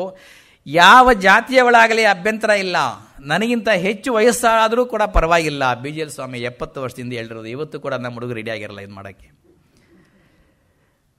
DVGಗಿಂತ ಹುಡುಗಿ ಸಿಗ್ತಾರಾ? BGL ಸ್ವಾಮಿ ಗೊತ್ತಿತ್ತು ಸಿಗಲ್ಲ ಅಂತ, ಯಾಗೋ ಪೋಸ್ಟ್ಪೋನ್ ಆಗುತ್ತೆ ಅಂತ ಪೋಸ್ಟ್ಪೋನ್ ಆಗ್ತಾ ಇತ್ತು. ಗುಂಡಪ್ಪ ಅವರು ತಮ್ಮ ಮಗಳು ತಂಗ ಅಂತ ಇರ್ತಾರೆ, ಅವ್ರಿಗೆ ಹೇಳ್ತಾರೆ, ನೋಡಮ್ಮ ನೀನು ಹುಡುಕು, ಅವನಿಗೆ ಹುಡುಗಿ ಇಂಪಾರ್ಟೆಂಟು, ನನಗೆ ಬೀಗರ್ ಇಂಪಾರ್ಟೆಂಟಮ್ಮ. ಯಾವ ಥರ ಬೀಗರ್ ಬೇಕು ನನಗೆ? BSc MSc ಡಾಕ್ಟರ್ ಮಾಡೋರು ಬೇಡ, ಅವ್ರ ಮುಂದೆ ನಾನು ಒಂಥರ ಪೆದ್ದನ ಥರ ಕಾಣ್ತೇನೆ. ಯಾಕಂದರೆ ಗೊತ್ತಲ್ಲ ಸ್ವಲ್ಪ DVG ಅವ್ರು ಜಾಸ್ತಿ ಎಜುಕೇಷನ್ ಆಗಿರಲಿಲ್ಲ ಅವ್ರದ್ದು. ನನಗೆ BSc MSc doctors make me feel foolish. I am satisfied with a school master or ಗುಮಾಸ್ತಾ ಫಾರ್ ಮೈ ಬೀಗರು. ನನ್ನ ಬೀಗರು ಗುಮಾಸ್ತಾ ಆದರೂ ಪರವಾಗಿಲ್ಲ, ಸ್ಕೂಲ್ ಮಾಸ್ಟರ್ ಆದರೂ ಪರವಾಗಿಲ್ಲ, ನನಗೆ ಸಾಕು. ಆದರೆ ಇಲ್ಲೇ ಗುಂಡಪ್ಪ ಅವರ ಗ್ರೇಟ್ನೆಸ್ಸು. ಆದರೆ ಯೋಚನೆ ಮಾಡಬೇಡಿ, do not bother. If you and both agree, ಅಂದರೆ ನೀನು ಅವನು ಒಪ್ಕೊಂಡ್ರೆ ಯಾರಾದರೂ ಆಯಿತು, ನನಗೇನು ತೊಂದರೆ ಇಲ್ಲ. ನಿಜವಾಗ್ಲೂ ಗುಂಡಪ್ಪನವ್ರಿಗೆ ಒಂದು ದೊಡ್ಡ ಚಪ್ಪಾಳೆ ತರಬೇಕು ನೀವೆಲ್ಲ. ಇವತ್ತು ಕೂಡ ನಿಮಗೆಲ್ಲ ಮಕ್ಕಳಿರ್ತಾರೆ, ನೀವು ಯಾರೂ ಕೂಡ ನಿಮ್ಮ ಮಗ ಯಾರು ಬೇಕಾದ್ರೂ ಮದುವೆ ಆಗಂದ್ರೆ ಅವಕಾಶ ಮಾಡಿಕೊಡಲ್ಲ. ಗುಂಡಪ್ಪನವ್ರು ಅವತ್ತು ಹೇಳ್ತಾರೆ, ಅವನಿಗೆ ಇಷ್ಟ ಇದ್ದರೆ ಯಾರು ಬೇಕಾದ್ರೂ ಆಗಲಿ ಅಂತ. 70 ವರ್ಷಗಳ ಹಿಂದೆ ಗುಂಡಪ್ಪನವರು ಈ ರೀತಿಯ ತೆರೆದ ಮನೋಭಾವ, ಆ ಬುದ್ಧಿನೇ ಬಹುಶಃ BGL ಸ್ವಾಮಿಗೆ ಬಂದಿರೋದು. ಆಯಿತು, BGL ಸ್ವಾಮಿ ವಾಪಸ್ ಬರ್ತಾರೆ. ವಾಪಸ್ ಬಂದ ಮೇಲೆ ಮದುವೆನೆಲ್ಲ ಕರಾರಾಗ್ತಾರೆ. ನಾನು ಸೂಟ್ ಹಾಕೋಲ್ಲ, ನನಗೆ ಉಂಗುರ ಬೇಕಾಗಿಲ್ಲ, ಬೇರೆ ಯಾವುದು ಒಡವೆ ಇಡ್ಕೂಡ್ದು ಹುಡುಗಿಗೆ, ನನಗೂ ಇಡ್ಕೂಡ್ದು, ಇದು ಕಂಡೀಷನ್ಸ್. ಮದುವೆ ಆಗ್ತಿರ್ಬೇಕಾದ್ರೆ ಬೆಂಗಳೂರು ಡೆಪ್ಯೂಟಿ ಕಮಿಷನರ್ ಆಫೀಸಿಂದ ಒಬ್ಬರು IAS ಆಫೀಸರ್ ಬಂದಿರ್ತಾರೆ. ಅವರು DV ಗುಂಡಪ್ಪನ ಜೊತೆ ನಿಂತ್ಕೊಂಡು, ಇಲ್ಲಪ್ಪ ನಿಮ್ಮ ಮಗ ಗಂಡು ಕಾಣ್ತಾನೆ ಇಲ್ಲ ಅಂತಾರೆ. ನೋಡಿ ಇಲ್ಲೇ ಇದ್ದಾನೆ ಅಂತ ತೋರಿಸ್ತಾರೆ. ಜಿಬ್ಬಾ ಪೈಜಾಮ ಹಾಕ್ಕೊಂಡು ನಿಂತ್ಕೊಂಡಿರ್ತಾರೆ ಮದುವೆಯಲ್ಲಿ ಯಾರು? BGL ಸ್ವಾಮಿಯವರು. ಆದರೆ BGL ಸ್ವಾಮಿ ಕೂಡ ಸೋಲ್ತಾರೆ. ಯಾಕೆ ಅಂತ ಹೇಳ್ತೀನಿ. ತಂದೆ ಒತ್ತಾಯಕ್ಕೆ ಮಣಿದು ಕೊನೆಗೂ ಅವ್ರು ಮದುವೆ ಆಗ್ತಾರೆ. ವಸಂತ ಅಂತ ಅವ್ರ ಮದುವೆ ಆಗೋದು. ಇವರು ಮದುವೆಯಾಗಿ ಮದ್ರಾಸ್ನಲ್ಲಿ ಪೂಲ್ ಆಫೀಸರ್ ಆಗಿ ಸೇರ್ಕೊತಾರೆ. ಅಲ್ಲಿ ಪ್ರೆಸಿಡೆನ್ಸಿ ಕಾಲೇಜಲ್ಲಿ ಪ್ರಾಧ್ಯಾಪಕರಾಗಿ ಮುಂದುವರಿತಾರೆ. ಈ ಹೊತ್ತಿಗೆ ಅವ್ರ ಮದುವೆ ಆಗೋ ಹೊತ್ತಿಗೆ ಒಬ್ಬ ಗ್ರೇಟ್ ವಿಜ್ಞಾನಿ ಅಂತ ಅವಾಗಲೇ ಸಾಧನೆ ಮಾಡಿ ತೋರಿಸಿರ್ತಾರೆ. ಆದರೆ ಅವರ ಸಾಹಿತ್ಯ ನಿಜಕ್ಕೂ ಅರಳೋದು ಮದುವೆ ಆದಮೇಲೆ. ಇಲ್ಲಿ ಕೆಲವರ ಯೋಚನೆ ಆಗಿದ್ದರೆ ವಸಂತ ನಿಜವಾಗಲೂ ಅವರ ಸಾಹಿತ್ಯದ ಆ ಕಿಡಿ ಇತ್ತಲ್ಲ, ಅದಕ್ಕೆ ಜಾಸ್ತಿ ಸೌದೆ ಹಾಕಿ ಪ್ರೋತ್ಸಾಹಿಸಿದರ ಅನ್ನೋ ಒಂದು ಅನುಮಾನ ಬರುತ್ತೆ. ಬಹುಶಃ ಇದು ಸತ್ಯ ಇರ್ಬೋದು ಕೂಡ. ಯಾಕೆ ಅಂತ ಹೇಳ್ತೀನಿ. ಯಾಕೆಂದರೆ BGL ಸ್ವಾಮಿ ಹೆಂಡತಿಗೆ ಭಾಳ ಸೋಲ್ತಾರೆ. ಹೇಗೆ? ನಾನು ಆವಾಗಲೇ ಹೇಳಿದೆ BGL ಸ್ವಾಮಿ ಕೋಟ್ ಹಾಕೋಲ್ಲ ಅಂತ, ಹೌದಲ್ಲ? ಇಲ್ಲಿ ನೋಡಿ ಫೋಟೋಲ್ಲಿ ನಾನು ಆವಾಗಲೇ ಹೇಳಿದೆ BGL ಸ್ವಾಮಿ ಫೋಟೋಗೆ ನಿಂತ್ಕೊಳ್ಳಲ್ಲ ಅಂತ. ಅಲ್ಲಿ ನೋಡಿ, ಸಾರಿ, ಹೇಗೆ ನಿಂತ್ಕೊಂಡಿದ್ದಾರೆ ಅಂತ. ಅಷ್ಟೇ ಅಲ್ಲ, ಅವರ ಕಣ್ಣು ಎಲ್ಲಿದೆ ನೋಡಿ, BGL ಸ್ವಾಮಿ ಕಣ್ಣು. ಫೋಟೋಗ್ರಾಫರ್ ತಿರುಗಪ್ಪಾಯ ಕಡೆಗದು ಕೂಡ ತಿರ್ಕೊಂಡಿಲ್ಲ, ಹೆಂಡ್ತಿನೇ ನೋಡ್ತಾವ್ರೆ. ಅದು ಪರ್ಟಿಕ್ಯುಲರಾಗಿ ಎಲ್ಲಿ ನೋಡ್ತಾವ್ರೆ? ಅಲ್ಲಿ ನೋಡಿ, ಅಲ್ಲಿ ಉಂಗುರ. ಅವರ ಕೂದಲನ್ನ ಆ ಉಂಗುರದ ರೀತಿಯ ಅದನ್ನು BGL ಸ್ವಾಮಿ ನೋಡ್ತಾರೆ. ಅವರು ಎಷ್ಟು ಸೋತಿರಬೇಕು ಯಾರು? ವಸಂತಗೆ. ಇಲ್ಲಿರೋ ಎಲ್ಲರೂ ನನ್ನಷ್ಟು ಅಥವಾ ನನಗಿಂತ ವಯಸ್ಸಾಗಿರೋರು ಅಥವಾ ನನ್ನಷ್ಟು ವಯಸ್ಸಾಗಿರೋರು ಎಲ್ಲ ಮದುವೆ ಆಗಿರೋರು. ನಮಗೆಲ್ಲರಿಗೂ ಗೊತ್ತು ಹೆಂಡ್ತಿ ಅಂದರೆ ಯಾಕೆ ನಾವು ಸೋಲ್ತೀವಿ ಅಂತ. ಸೊ BGL ಸ್ವಾಮಿ ಅದರಲ್ಲಿ ಎಕ್ಸೆಪ್ಷನ್ ಏನಲ್ಲ. BGL ಸ್ವಾಮಿ ಕೂಡ ಎಲ್ಲ ಗಂಡಸರಾಗಿ ಹೆಂಡ್ತಿಗೆ ಸೋತವರು. ಆದರೆ ಆ ಸೋಲ್ನಿಂದಲೇ ಅವರು ತಮ್ಮ ಸಾಹಿತ್ಯವನ್ನು ಅರಳಿಸಿದ್ದು ಅಂತ ನಾವು ನೆನೆಸ್ಕೋಬೇಕು. ಅವರ ಜೀವನ ಅತ್ಯಂತ ಸುಖಮಯವಾಗಿತ್ತು. ಅವರು ಸೋಲ್ಬೇಕಾದ್ರೆ ಮತ್ತೊಂದು ಕಾರಣ ಇತ್ತು ವಸಂತ ಅವರಿಗೆ. ವಸಂತ ವಾಸ್ ಎ ಗ್ರೇಟ್ ಲೇಡಿ, ಬಹಳ ಅದ್ಭುತವಾದ ಹೆಂಗಸು. ವಸಂತ ಅವರು ಚೆನ್ನೈಲಿರಬೇಕಾದ್ರೆ ತಮ್ಮ BGL ಸ್ವಾಮಿ ಅವರ ಗಂಡನ ಜೊತೆ ಸುಮಾರು ಒಂದು 3 ತಿಂಗಳು DBG ಅವರಿಂದ ಕಾಗದ ಬರೋಲ್ಲ. ಪ್ರತಿ 15 ದಿವಸಕ್ಕೊಮ್ಮೆ ಅವರು ಕಾಗದ ಬರೀತಿದ್ದರು. 3 ತಿಂಗಳು ಕಾಗದ ಬರಲ್ಲ. ಕಾರಣ ಇಷ್ಟೇ, ಈ ಕಡೆ ಅವರು ಸ್ವಲ್ಪ ಕಾಯಿಲೆ ಬಿದ್ದುಬಿಟ್ಟಿರ್ತಾರೆ. ನಾನು ಕಾಯಿಲೆ ಬಿದ್ದಿದ್ದೀನಿ ಅಂತ ಕಾಗದಲ್ಲಿ ಬರೆದರೆ ಇಬ್ಬರು ಮಗ ಸೊಸೆ ನೋವು ತಿಂತಾರಲ್ಲ ಅಂತ 3 ತಿಂಗಳು ಕಾಗದ ಬರೆಯಲ್ಲ ಅವರು. ಆವಾಗ ವಸಂತ ಅವರು ತಮ್ಮ ಮಾವನಿಗೆ ಬರೆದಿರೋ ಕಾಗದ ಒಂದು ತುಣುಕಿಲಿದೆ ನೋಡಿ, ಓದ್ತೀನಿ. It's nearly 2 months since you have return anything. 2 ತಿಂಗಳಾಯಿತು ನೀವು ನನ್ನ ಕಾಗದ ಬರೆದು. Have I done anything unbecoming of me? ನಾನೇನಾದರೂ ನಿಮ್ಮ ದೃಷ್ಟಿನಲ್ಲಿ ಕೆಟ್ಟದ್ದು ಅನ್ನೋದು ಮಾಡಿದ್ದೀನಾ?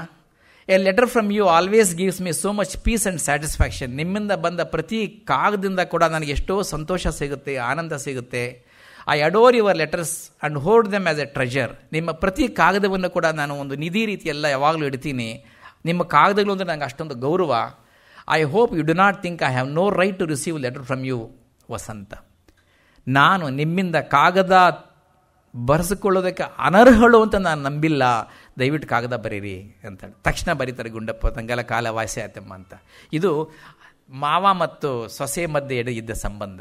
ಇವತ್ತು ಬಿಡಿ, ಮಾವನ ಕಾಗದ ಬರೆಯಲಿರಲಿ, ಹಲೋ ಕೂಡ ಹೇಳಲ್ಲ.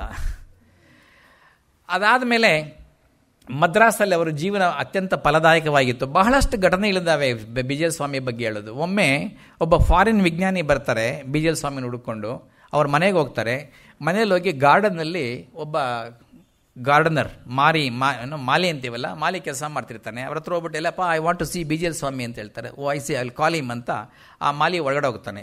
ಒಳಗಡೆ ಹೋಗ್ಬಿಟ್ಟು ಪ್ಯಾಂಟ್ ಹಾಕೊಂಡು ಆಚೆ ಬರ್ತಾನೆ, ಅವರೇ ಬಿಜಿಎಲ್ ಸ್ವಾಮಿ.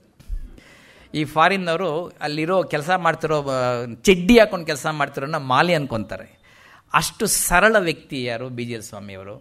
ಅವರು ಇನ್ಫ್ಯಾಕ್ಟ್ ಈ ಫೋಟೋ ತೆಗಿಬೇಕಾದ್ರೆ ಅವರಿಗೆ ಬಲವಂತ ಮಾಡಿ ಪೈಜಾಮ ಹಾಕ್ಸಿದ್ರಂತೆ. ದಿಸ್ ಇಸ್ ಕತೆ ಇದು. ಯಾಕಂದರೆ ಯಾವಾಗಲೂ ಅವ್ರು ಚಡ್ಡಿಲೇ ಇರ್ತಾ ಇದ್ದವರು. ಅಲ್ಲಿ ಮದ್ರಾಸಲ್ಲಿ ಇರಬೇಕಾದ್ರೆ ಅವರು 200ಕ್ಕೂ ಜಾಸ್ತಿ ವೈಜ್ಞಾನಿಕ ಪ್ರಬಂಧಗಳು ಬರೀತಾರೆ. ಅತ್ಯಂತ ನಿರತ ಪ್ರಾಧ್ಯಾಪಕರಾಗ್ತಾರೆ. ಬಹಳಷ್ಟು ವಿದ್ಯಾರ್ಥಿಗಳಿಗೆ ಮಾರ್ಗದರ್ಶಕರಾಗ್ತಾರೆ, ಗುರುಗಳಾಗ್ತಾರೆ. ಅವರ ಸಸ್ಯಶಾಸ್ತ್ರ ಅಷ್ಟೇ ಅಲ್ಲ, ಬೇರೆ ವಿಭಾಗಗಳು ಕೂಡ ಅವರು ಎಷ್ಟೋ ಸಹಾಯ ಮಾಡ್ತಿರ್ತಾರೆ. ಅವರ ಸಾಹಿತ್ಯದ ಬಗ್ಗೆ ನಾನು ಹೇಳಿದಾಗೆ ನಮ್ಮ ಕನ್ನಡದಲ್ಲಿ ಅವರ ಸಾಹಿತ್ಯದ ಬಗ್ಗೆ ಸಾಕಷ್ಟು ಅವಲೋಕನೆ ಆಗಿಲ್ಲ. ಅವರ ಚುಟುಕುಗಳ ಹಿಂದೆ, ಅವರ ಆ ಹಾಸ್ಯದ ಹಿಂದೆ ಇರುವ ಸತ್ಯವನ್ನು, ತತ್ವವನ್ನು ಬಹುಶಃ ಯಾರೂ ಇನ್ನೂ ಬಿಡಿಸಿಟ್ಟಿಲ್ಲ. ಅವರ ಒಂದು ವಿಶೇಷತೆ ಅಂದರೆ ಎಲ್ಲ ಕಾದಂಬರಿಗಳಲ್ಲೂ ಅಥವಾ ಎಲ್ಲ ಕಥೆಗಳಲ್ಲೇ ಆಗಲಿ ವಾಸ್ತವಿಕತೆ ಇರ್ತಾ ಇತ್ತು. ನಡೆದ ಘಟನೆಗಳನ್ನೇ ತಗೊಂಡು ಅವರು ಮುಂದೆ ಹೋಗ್ತಾ ಇದ್ದರು. ಸಸ್ಯಶಾಸ್ತ್ರದ ಪ್ರಯಾಣಗಳಿರ್ಬೋದು, ಅಥವಾ ಅವರು ಅನುಭವಿಸಿದ ಆಡಳಿತದ ಆವಾಸಗಳಿರ್ಬೋದು, ಫೈನಾನ್ಸ್ ಆಫೀಸರ್ಸ್ ಆಗೋ ಪ್ರಾಬ್ಲಮ್ಸ್ ಇರ್ಬೋದು. ಜೊತೆಗೆ ಸತ್ಯವನ್ನು ಅಳವಡಿಸ್ತಾ ಇದರಲ್ಲಿ ಪ್ರಕೃತಿಯ ಸತ್ಯ, ಸಸ್ಯಗಳ ಬಗ್ಗೆ ಸತ್ಯ, ಪ್ರಾಣಿಗಳ ಬಗ್ಗೆ ವಿವರಗಳು, ಡೇಟಾ, ಇದೆಲ್ಲನೂ ಆಗ್ತಾಯಿದ್ರು. ಹಾಸ್ಯವನ್ನು ಸೇರಿಸ್ತಾ ಇದ್ದರು. ಇದು ಸ್ವಾಮಿಯವರು ಮಾತ್ರ ಗಿಟ್ಟಿಸ್ಕೊಂಡ ಮಾದರಿ. ಆ ನಂತರ ಅವರು ಎಲ್ಲ ಪುಸ್ತಕಗಳು ಕೂಡ ಬೇರೆ ಯಾರೂ ಚಿತ್ರಗಳು ಬರೆದಿಲ್ಲ. ಪ್ರತಿ ಪುಸ್ತಕಗಳು ಕೂಡ ಬರೀ ಸ್ವಾಮಿಯವರೇ ಚಿತ್ರಗಳು ಬರೆದಿರೋದು. ಅದು ಕಲರ್ ಪ್ರಿಂಟ್ ಆಗಿರ್ಬೋದು ಅಥವಾ ರೇಖಾಚಿತ್ರಗಳಾಗಿರ್ಬೋದು. ತಮ್ಮ ಚಿತ್ರಗಳ ಇಡೀ ರಚನೆ ಬಿಜಿಎಲ್ ಸ್ವಾಮಿಯವರೇ ಮಾಡ್ತಾಯಿದ್ದರು. ನನಗೆ ಬಿಜಿಎಲ್ ಸ್ವಾಮಿಯವರನ್ನ ನಮ್ಮ ಸಾಹಿತ್ಯದ, ಇಡೀ ವಿಜ್ಞಾನ ಸಾಹಿತ್ಯದ ಲೋಕದಲ್ಲಿ ಹಾಕಬೇಕು ಅಂತಂದರೆ ಒಂದು ಚಿತ್ರಣ ಬರುತ್ತೆ. ಇಲ್ಲಿ ರಾಜಶೇಖರ ಬೂಸ್ತೂರು ಮಠ ಬರೆದಿದ್ದೀನಿ, ಆ ಕಡೆ ನಾಗೇಶ್ ಹೆಗಡೆ ಬರೆದಿದ್ದೀನಿ. ರಾಜಶೇಖರ್ ಬೂಸ್ತೂರು ಮಠ ನಿಮ್ಗೆ ಗೊತ್ತಿರಬೇಕು, ವೈಜ್ಞಾನಿಕ ಕಾದಂಬರಿಗಳನ್ನ ಬರೆಯೋರು. ಅವರು ಝೀಜಾನ್ ಅಂತ ಯಾವುದೋ ಒಂದು 100 ಲೈಟ್ ಇಯರ್ಸ್ ಆಚೆ ಹೋಗಿ ಯಾವುದೋ ಒಂದು ಗ್ರಹದಲ್ಲಿ ಯಾರೊಬ್ಬ ವ್ಯಕ್ತಿ ಇದ್ದರು, ಆ ವ್ಯಕ್ತಿ ಹೆಣ್ಣೋ ಗಂಡೋ ಗೊತ್ತಾಗ್ತಿರಲಿಲ್ಲ, ಆ ರೀತಿಯ ಚಿತ್ರಣ ಅವ್ರದ್ದು ಕಾಲ್ಪನಿಕ. ನಾಗೇಶ್ ಹೆಗಡೆ ಅವರು ತಗೊಂಡ್ರೆ ವಾಸ್ತವಿಕ. ಇವತ್ತು ಏನು ನಡೀತಾ ಇದೆ, ನಮಗಿರೋದು ಒಂದೇ ಭೂಮಿ, ಅದನ್ನು ನಾವು ಕಾಪಾಡಬೇಕು. ಆದರೆ ಈ ಕಲ್ಪನೆ ಮತ್ತು ವಾಸ್ತವಿಕತೆಯನ್ನು ಅತ್ಯಂತ ಸೂಕ್ತವಾಗಿ ಮಿಶ್ರಣ ಮಾಡಿ ಓದುಗರಿಗೆ ಉಡುಬಡಿಸಿದ ರೀತಿ ಅಥವಾ ಮಾದರಿ ನಮ್ಮ ಬಿಜಿಎಲ್ ಸ್ವಾಮಿಯವರದ್ದು. ಅದನ್ನು ಕಥೆಯಾಗೂ ಓದ್ಬೋದು ಅಥವಾ ಅದನ್ನು ಸತ್ಯವಾಗೂ ಓದ್ಬೋದು, ಮಾಹಿತಿನೂ ಸಿಗುತ್ತೆ, ನಿಮಗೆ ಕಥೆ ಓದ್ದಗೂ ಆಗುತ್ತೆ. ಅವೆರಡವನ್ನು ಅದ್ಭುತವಾಗಿ ಮಿಶ್ರಣ ಮಾಡಿದ ಒಬ್ಬ ಮಾದರಿ ಹಾಕಿದ ವ್ಯಕ್ತಿ ನಮ್ಮ ಕನ್ನಡಕ್ಕೆ ಬಿಜಿಎಲ್ ಸ್ವಾಮಿಯವರು. ಅದಕ್ಕೇ ಅವರಿಗೆ ಸಾಹಿತ್ಯ ಅವಾರ್ಡ್ ಬಂದಿದ್ದು ಕೂಡ ಅವರ ಹಸಿರು ಹೊಂದೋಗಿ.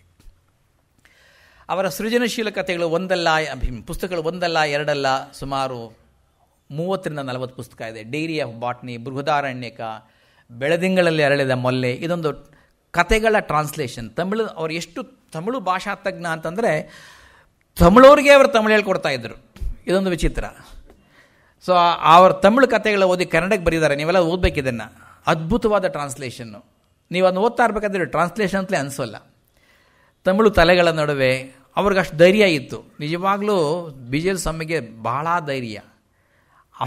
ಅವ್ರ ಕೆಲವು ಜೋಕುಗಳು ನೀವು ಓದ್ಬಿಟ್ರೆ ನೀವು ಭಯ ಆಗುತ್ತೆ. ಇವತ್ತು ಆ ಜೋಕುಗಳು ಮಾಡಿದ್ರೆ ಅವ್ರು ಓಡಿಸ್ಕೊಂಡ್ಬಿಡ್ತಾರೆ ನಮ್ಮ ಪೊಲಿಟಿಷಿಯನ್ಸ್ ಕೈಲಿ. ಅಷ್ಟೊಂದು ಕಾಮರಾಜ್ ಬಗ್ಗೆ ಜೋಕುಗಳು ಮಾಡಿದ್ದಾರೆ, ಅವರು ಸ್ಪೆಕ್ಸ್ ಹಾಕೊಳ್ಳೋದ ಬಗ್ಗೆ ಮಾಡಿದ್ದಾರೆ.